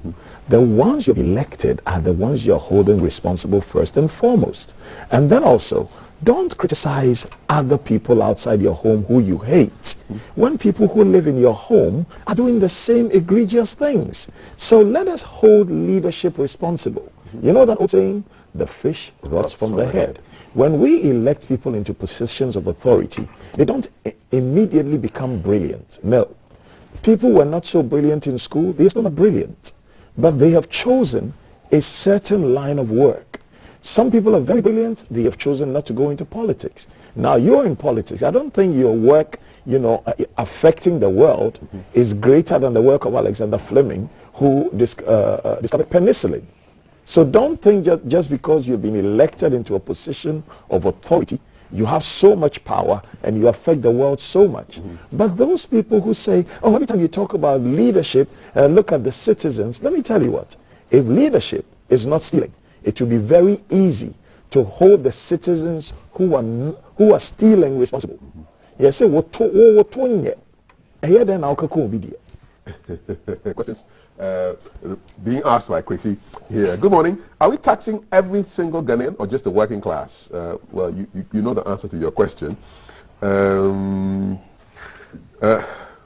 No teachers requested for laptops. Teachers who need laptops have better quality laptops as compared to these inferior ones. The teacher unions think they are smart. No teachers asked them to fight for laptops for December 31. So there appears to be some... Is that a teacher? It's a teacher speaking there, I believe.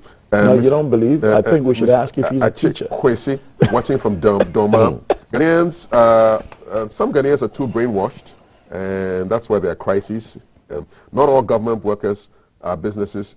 Well, I just cannot read this too clearly. So you need to send it that again. Kwesi is making a lot of sense. Daniel Majite from Tema, he said a lot of things. Which ones are making sense to you? Give us some clarity and some precision as well. I'm enjoying the conversation and the comments from your panelists. Let it flow. Well, thank you very much. Okay, let me dive into a couple more stories that we have here. This morning in the news, okay, so we've got the Ghanaian Times. We can feed a nation if we are resourced, says the award winners. So last Friday, I was in Cape Coast for the National Farmers Day with Thelma. Award winners are basically saying that things going to happen. Yesterday, we spoke to the national best farmer, one Alhaji Mohammed Mashoud, 44-year-old, doing great things in Myong and in the northern part of Ghana. And after the conversation we had with him, a lot of people sent him messages saying they were inspired because they had never conceived of agriculture the way he showed us through footage of his farms and mechanized and with his tractors, combined harvesters. Everything was very scientific, and people were inspired by that vision of farming. What else do we need to do apart from having such ambassadors to promote agriculture in Ghana? Oscar. Well, what do we need to do? Ambassadors of agriculture are not the ones who are going to change agricultural fortunes in this country. Inspiration also helps people to, hey, I never knew this was possible. I don't disagree. You place a lot of weight on that. What I'm looking at is, why is it taking us so long? We talk so much about agriculture. I've heard about agriculture for the past 30 years. Do you know how long I've heard about the Afram Plains being the basket? Oh God, yeah, it always comes with basket. Do you know how long I've heard that we're going to irrigate the Afram Plains? 3 decades. Yeah. Only? Well, that's as far as if you've heard of it more than that, you're very young. I thank God for that. Dismiss my grace. But these are the things. We have the largest man-made lake in the world. We have arable land from north, south, east, and west.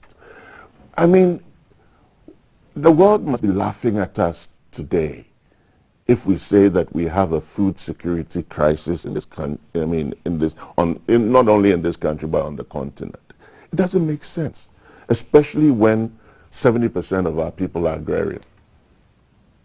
It really makes no sense. It makes no sense when we're importing tomatoes from wherever, and we're importing onions from Burkina. And it absolutely does not make any sense whatsoever.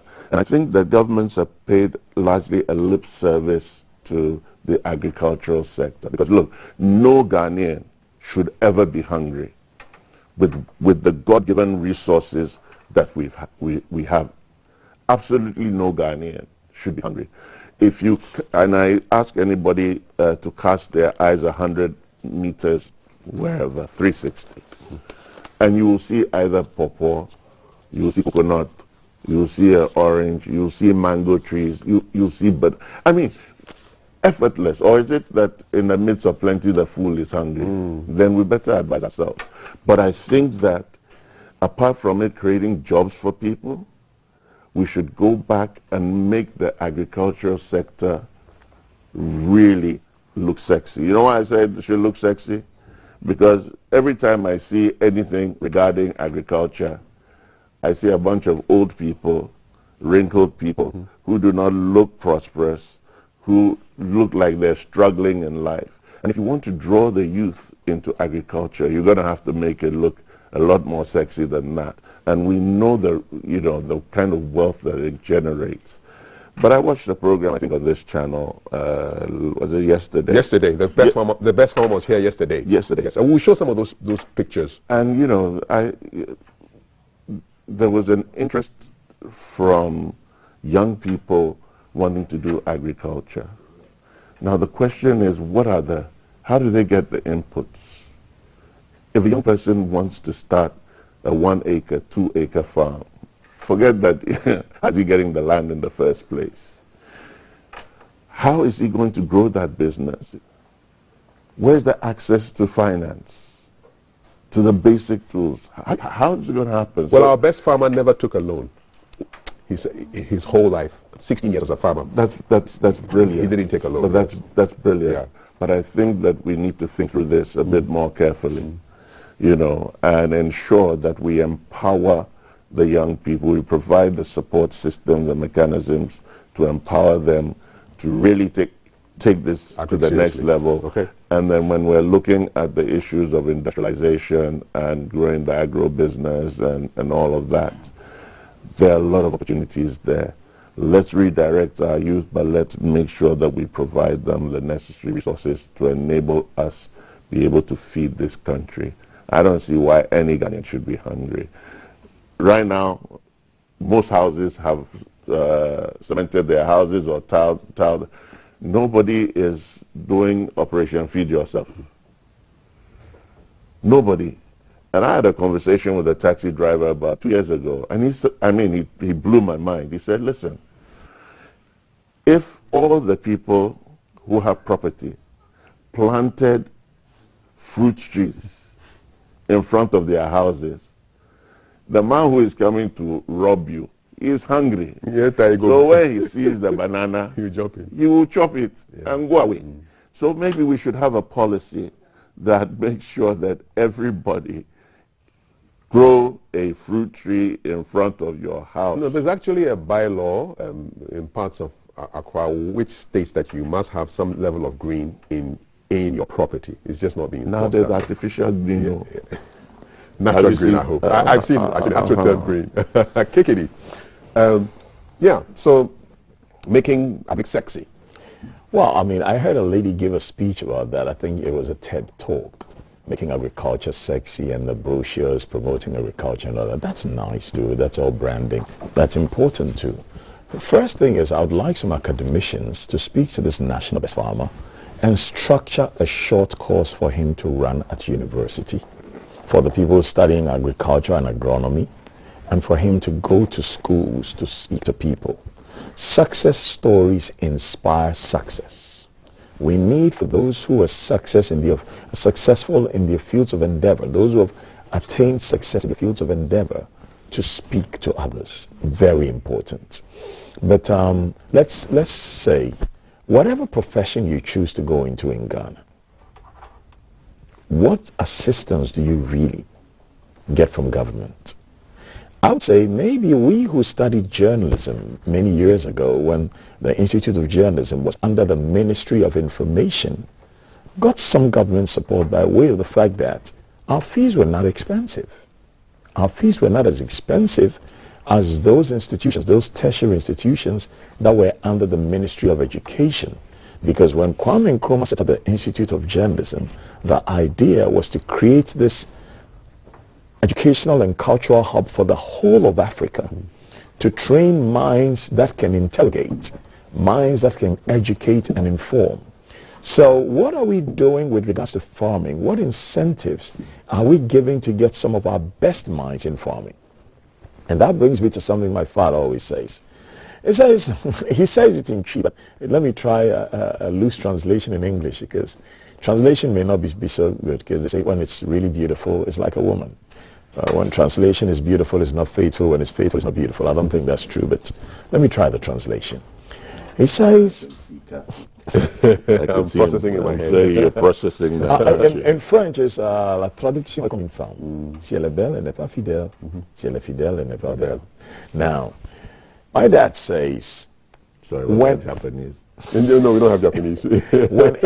whenever things fall apart and the center cannot hold, the poor, the needy, and the squalid look to politicians and government. The industrious and the middle class look to themselves. So many years ago, when there was hunger in this country and we were eating yellow corn, which normally was fed to pigs, my father decided to start his own rice farm, start his own piggery, and start his own cattle ranch. So our home was fed, and we could sell beef, we could sell pork, we could sell our rice, and then also he started his own fish farm. We need for more people to be self-reliant whilst still holding government accountable. Because the people who are in government are paid by us. So I'm not looking to government for much. Anything that I need to eat, that I need to clean myself, if I cannot buy from somebody who is my friend in Ghana, I buy from somebody who is my friend abroad. And the same should apply to our agriculture. Either you grow the food yourself, or find a friend who grows the food and supports them. I think we don't have this mentality. We are waiting for the Chinese to come and run our farms. There's a Chinese who is selling tilapia in Makala already. You know, incentivize students to go into agriculture. Incentivize people who have graduated or who have had some kind of education to start something in agriculture. Make it possible for them to get access to the finance to run the agriculture.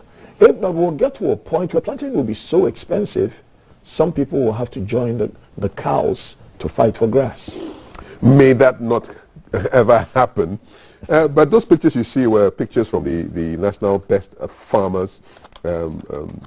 His farms, you know, cattle, poultry, crops, and he's just, and everything was so scientific and well organized, so structured, and it was really inspirational. And I love the idea that you put up that they should structure some mini course that he can now deliver. And it could even go via Zoom, you know, so you structure it and then you distribute, deliver it to as many people as possible, and so that people can get to learn from best practice and spread knowledge. Yeah, my brother. Yes, briefly. Package agriculture properly. Yeah. We're running a school feeding program. Can you imagine if that school feeding program works as efficiently as it should do, and what the opportunities it would make for farming and agriculture in this country? Just that alone. Packaging.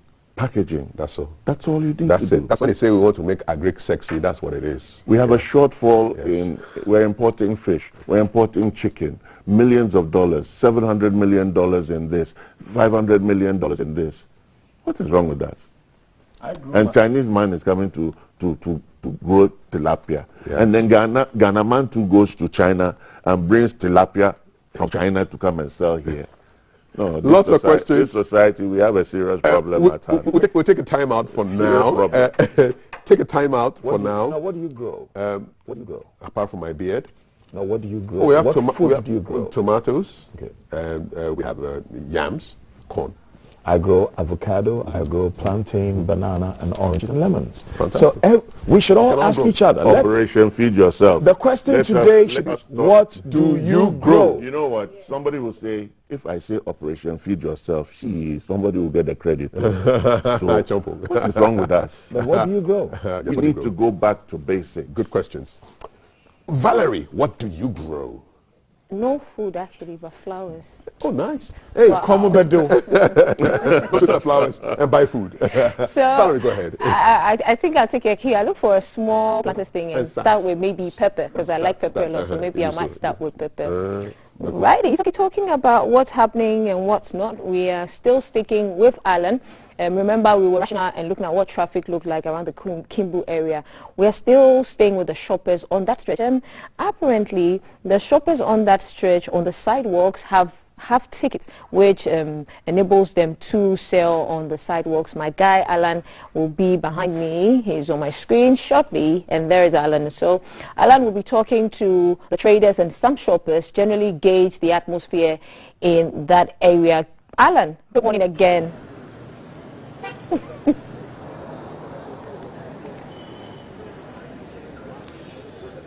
Hey, good morning, Valerie. Welcome once again to the Kimbu end of town.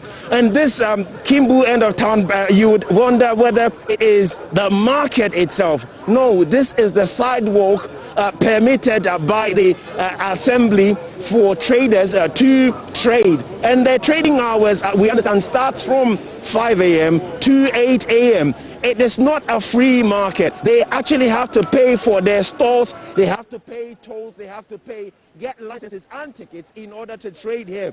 And so what you see behind me, all the way from the assembly press end, stretching all the way towards Tudu itself, is market stalls paid for by these market women. And I spoke to a few of them who says the assembly allows them by taking market tolls of them. Apart from that, they also have to have licenses to allow them to trade on the sidewalk. It goes also without saying that they get harassment every now and then from other members of the public or some kind of authority. Because while we were here with them, we witnessed a young man come around collecting 5 cedis from some of the stalls owners and saying, if you won't pay, we won't allow you to shop. We spoke to some of the traders, and so let me go back and speak to one of the women who mentioned a few things earlier, and then I will find out what she's got to say to us, what Christmas market looks like. Mom in Patron March. Me Patron Brunya Jati saying. Me Patron Yamian Brunya Granny Enkoye. Oh, me Kasaki by any part to Agusus out. Enkoye Bakokra. And Tianipa ne Gusun in Yad. Yan Toby, young Enkoye. And then I'm an Abanasa. Yanimala. Na ahaya muwe yete se mutia kansa na madiga wa ha ni kura be na wo media nyamia nimu ni me betina hanu me ntua sika ma wo bia enti so bi tua sika dia minim na ticket ni ade nso e ticket ni ade ni ticket ni ye twa ticket ye say twa license okay enti ani dia ye no kura me ticket kita me license su kita ma me hwe ticket no license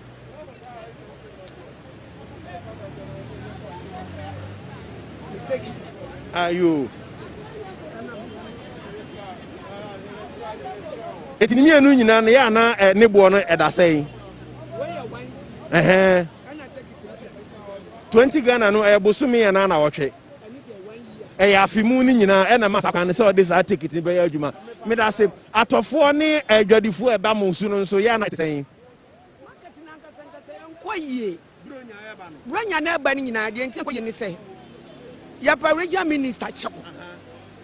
Yapa ni tekita wiaso chow. Director. Yapa DC ne so chow. Ya think na ya ba ye nto afidru a omu jaye ma ye ton ye niam. Na afi we de se se a wo ba me gina se mbedru kwam afọ 30. Ebebo 80 a wase me sorry. Na me ko. Eti yapa regional minister chow. Yapa ni director chow. Yapa DC ni chow. Omi enton ya dia kakra. Ya talk school, you better school for Niama. Ya better Nkola Niama. Ya pani chow, yes, run, you go to your yes, Ranada. And what see This market has everything you can think about. So you have those selling kiddie wares for Christmas. You have those selling dresses for boys and girls. You have those selling shoes. You have also those who have got all sorts, a mix of everything else, food items. So on the side, I can see prekese on the side. And then as we move on, you will see peppers, tomatoes, onions, and the rest of them. Apart from the clothes sellers and the rest of them, you have all of that. Let me see, see if this woman will grant us a short word. Morning, morning. But your brother that is saying. Okay. That is saying. I feed you time in English and I feed you and your crow. Me say what to man your man. And your crow, Manuama, Obia, will be son woko. Will be son woko. And I feed you and your crow. Omu bisano muko, Omu bisano muko. Omunto. Sefana kwasurunti price na yetono. Obia ni Omu bisano muko. Omuko. Nti afidi anya kura nti yesere mpanifo won hwe bibi mayen na anya kura masamani anya kura anya afidi anya kura. Well, sentiments currently being expressed by these market women are that although you see a lot of what seem like shoppers coming to their stores, it's only a matter of window shopping. They are not, as it were, buying. They only come to ask for prices and go away. Well, it is early days to Christmas. If people are window shopping before they actually shop, this has been Keep an Eye coming to you from the Kimbu end of town on the Barnes Avenue. This is what Christmas or pre-Christmas shopping looks like. Back to you in the studio, Valerie. Thank you, Alan. So that was Alan who came to us with Christmas shopping, pre-Christmas shopping. When I said that there was more money in the system and that people were not buying stuff, Catherine T said that because I don't have money, I'm saying everybody. But you see on the ground, the women are saying that there's no money. And so the show is made possible by Awake Purified Water, Adonko Next Level Energy Drink, Shield Acrylic Paint, Lofat, responsible for the health segment, Airtel Tigo, responsible for the lifestyle segment, and also Cheesy Pizza. Of course, some winners, we already announced our winners already. We're live on Facebook. We're streaming live on Facebook as the Ghana Broadcasting Corporation, live on YouTube as the Ghana Broadcasting Corporation. We're on Twitter as the GBC Ghana and Instagram as the GBC Online. We are going to be doing a detour and going to my guy Jay, who is also keeping an eye around. He's talking to Okada drivers, and we managed to get the organizing secretary to speak to, and so Jay is behind me and he's live and piping hot. Good morning, Jay.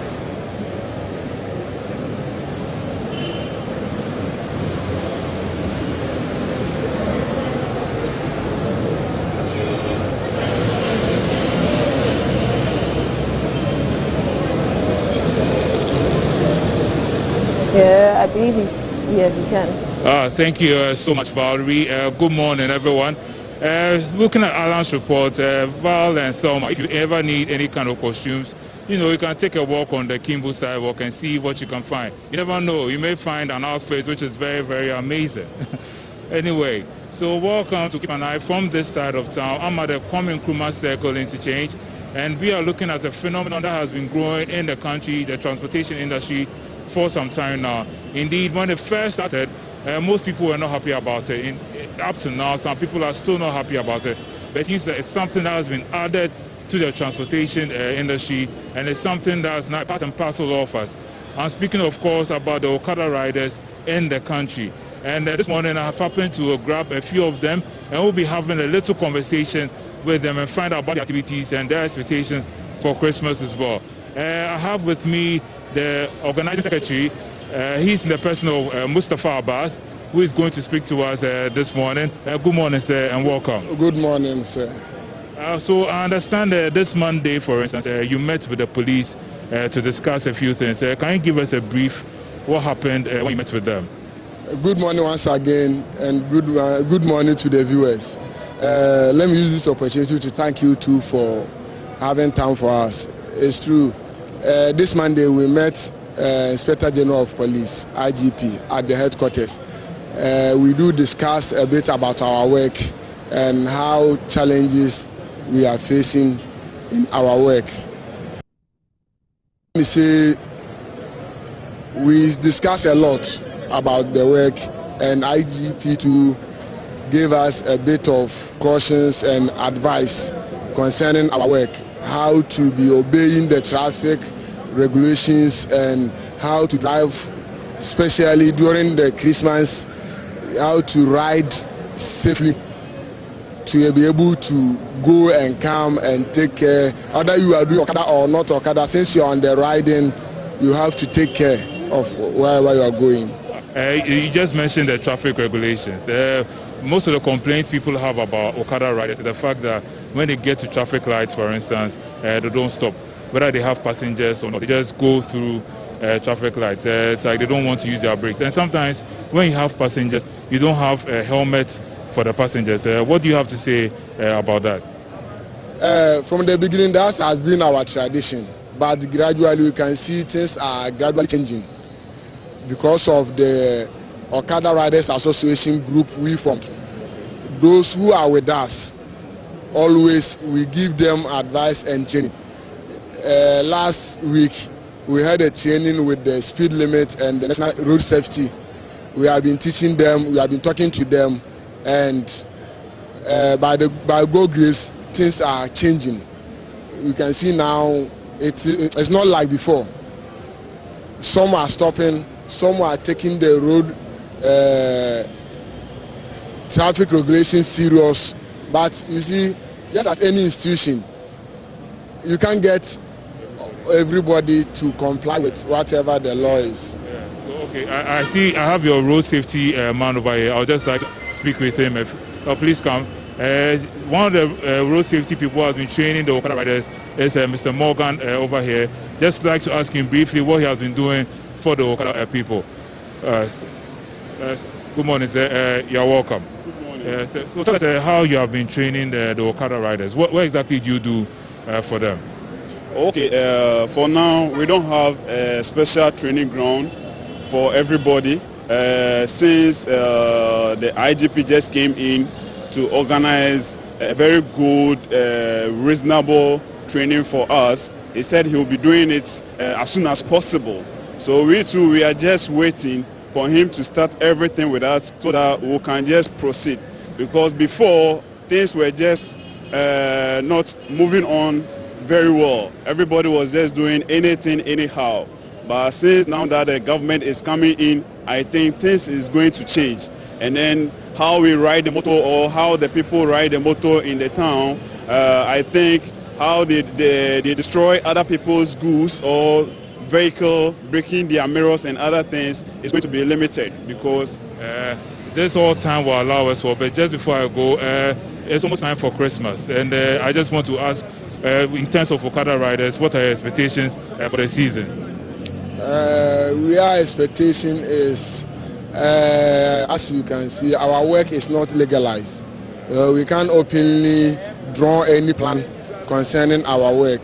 It's like we are just hiding and doing, and what we are expecting from our riders and what we have been advising them is the safety riding, to take our passengers safely and everything, because it has been our occupation. Without the riding, we don't have any other work to do. That's why we're in. So doing the work to enable us to also get something on the table, we have to take good care of it, and we have been teaching, advising, training our riders to take good care of their work and make progress. Thank you so much, Mr. Abbas. So this was just a brief conversation. Later on, we'll have a much more in-depth one, but for now, this is all time will allow us for the Keep an Eye segment. Thank you so much, Val. Back to you in the studio. Right, thank you, Jay. So that was Jay with the section of the Okada riders in Accra, and they were telling us how they are preparing to keep our streets safe. I'm sure that Kaf and his team will talk more about this, so I'm going to hand over gently to them. Kaf. Thank you for the gentle handover, Princess Jade. Thank you. I choose peace. You choose peace. Let's go to sidewalks in Kimbu. Kwesi. So people are giving tickets to trade for 3 hours, 5 a.m. to 8 a.m. in a business district of Accra, located close to two top hotels, international hotel, part of international chains. So whoever is giving the tickets is consciously, and I use this word advisedly, consciously denigrating the five-star experience of two institutions that pay corporate tax, that pay service tax, that employ a lot of Ghanaians. We are actually asking people to come to our country to enjoy the world-famous Aquaba. We don't have so many hospitality enterprises that are world standard. The few we have, somebody who has received an appointment, somebody who has been employed and is being paid by the people of Ghana, has decided, let me consciously help to denigrate the experience of the five-star hotel there, which is the Movenpick, and denigrate the experience of the Accra City Hotel there. Because my company was organizing events at Movenpick for a while, and then COVID came and we had to stop. When my staff and I would close and we're leaving, about 16 of us leaving in different vehicles, we would find people sleeping right out there on the doorstep of the Movenpick. They have tried to deal with this for in excess of 8 years. So now they have thrown their hands in the air and they said, well, if the government will take our taxes and do nothing about it, there is nothing we can do about it. So you got to ask yourself, why is it that the Movenpick has gone through so many different ownerships in its just 10 years of existence? Why are we so self-destructive? So who at the AMA or the Metropolitan Assembly, do we have a mayor? Who's the mayor of Accra now? She's a lady, Elizabeth Saki. Well, whoever the mayor is, they should be served 6 portions of voucher and made to eat it and drink something that is unacceptable. Don't do this. Why? Why?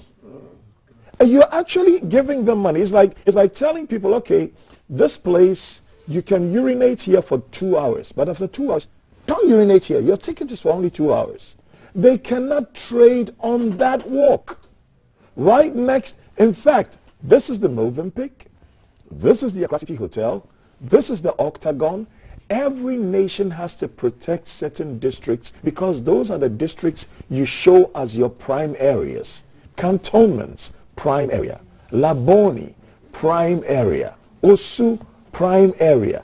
If we cannot say ministries, prime area, but now somebody paid by us is also doing their business of taking 20 cities from people and saying, come ye good people of Ghana, come serve us to help denigrate the five-star experience that this international hotel, which helps people who want to come to Ghana, lodge comfortably. Come and help us denigrate that experience. And because but people have to sell on the sidewalk, right after the five-star hotel, in a prime neighborhood.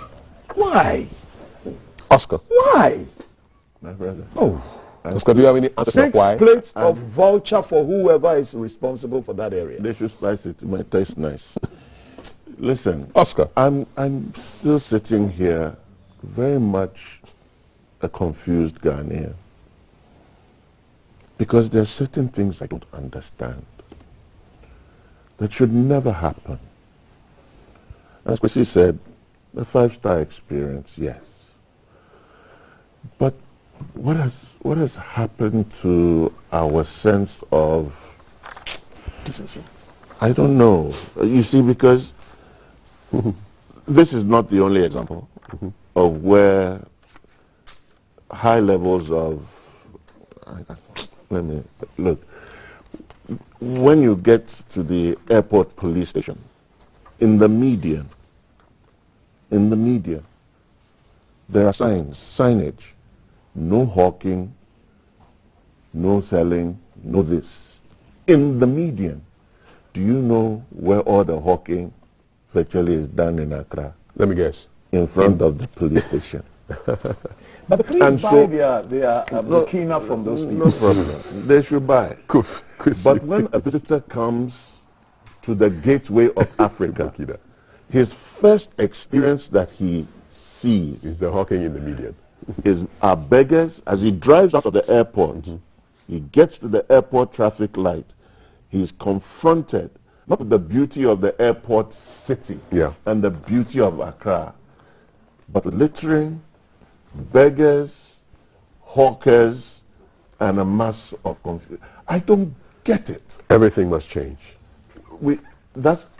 I honestly, and so this does not surprise me. Okay. But I think that we as Ghanaians need to demand better from our people. We're condoning illegalities every single day. You just showed Okada. Yes. As far as I'm concerned, and I stand to be corrected, I thought that Okada is an illegal business. They are not being legal. But they're offering policy. So I don't understand. What is Okada? What is it? And you know, and I want to be progressive. Motorbike taxis. I'm very confused. What? Motorbike taxis. I don't get it. So the IGP on motorbike. I think he's a brilliant man. Are you man. serious? I mean, I love the guy. Yeah. The IGP is a fantastic. You mean all the motors we see are taxis? He's doing a wonderful. When did you drop to town? When did you drop in town? No, I live here. He's doing a wonderful job. Thank you, gentlemen. Obviously, I need to educate Kennedy a little bit more on Okada and motorbike taxis. And that's our conversation. A very startled King Kwesi Chedakwa, media brands and culture expert, and an ebullient Oscar Provençal. Gentlemen, we shall talk after the lights go down. That's our conversation. We shall be heading off to the Kofi Annan International Peacekeeping Training Center when we have to head there. There's a conversation on explosives and dynamite. Thelma will be having that conversation. Tamasco is 70 years old, so 70 from 2021 will tell you exactly when they were born.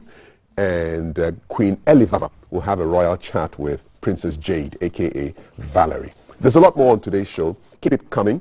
WhatsApp number 055-556-1034. My name is Kath, and it's great to be here. I'll pop out and pop back in a short while. Don't go away. This is GTV Breakfast, the best way to wake up and start your day. Thanks, Kwesi. Thanks, Oscar. Thank you, brother. It's a pleasure, man. Thank you for having All right. Live from GBC Studio 1, this is The Breakfast Show.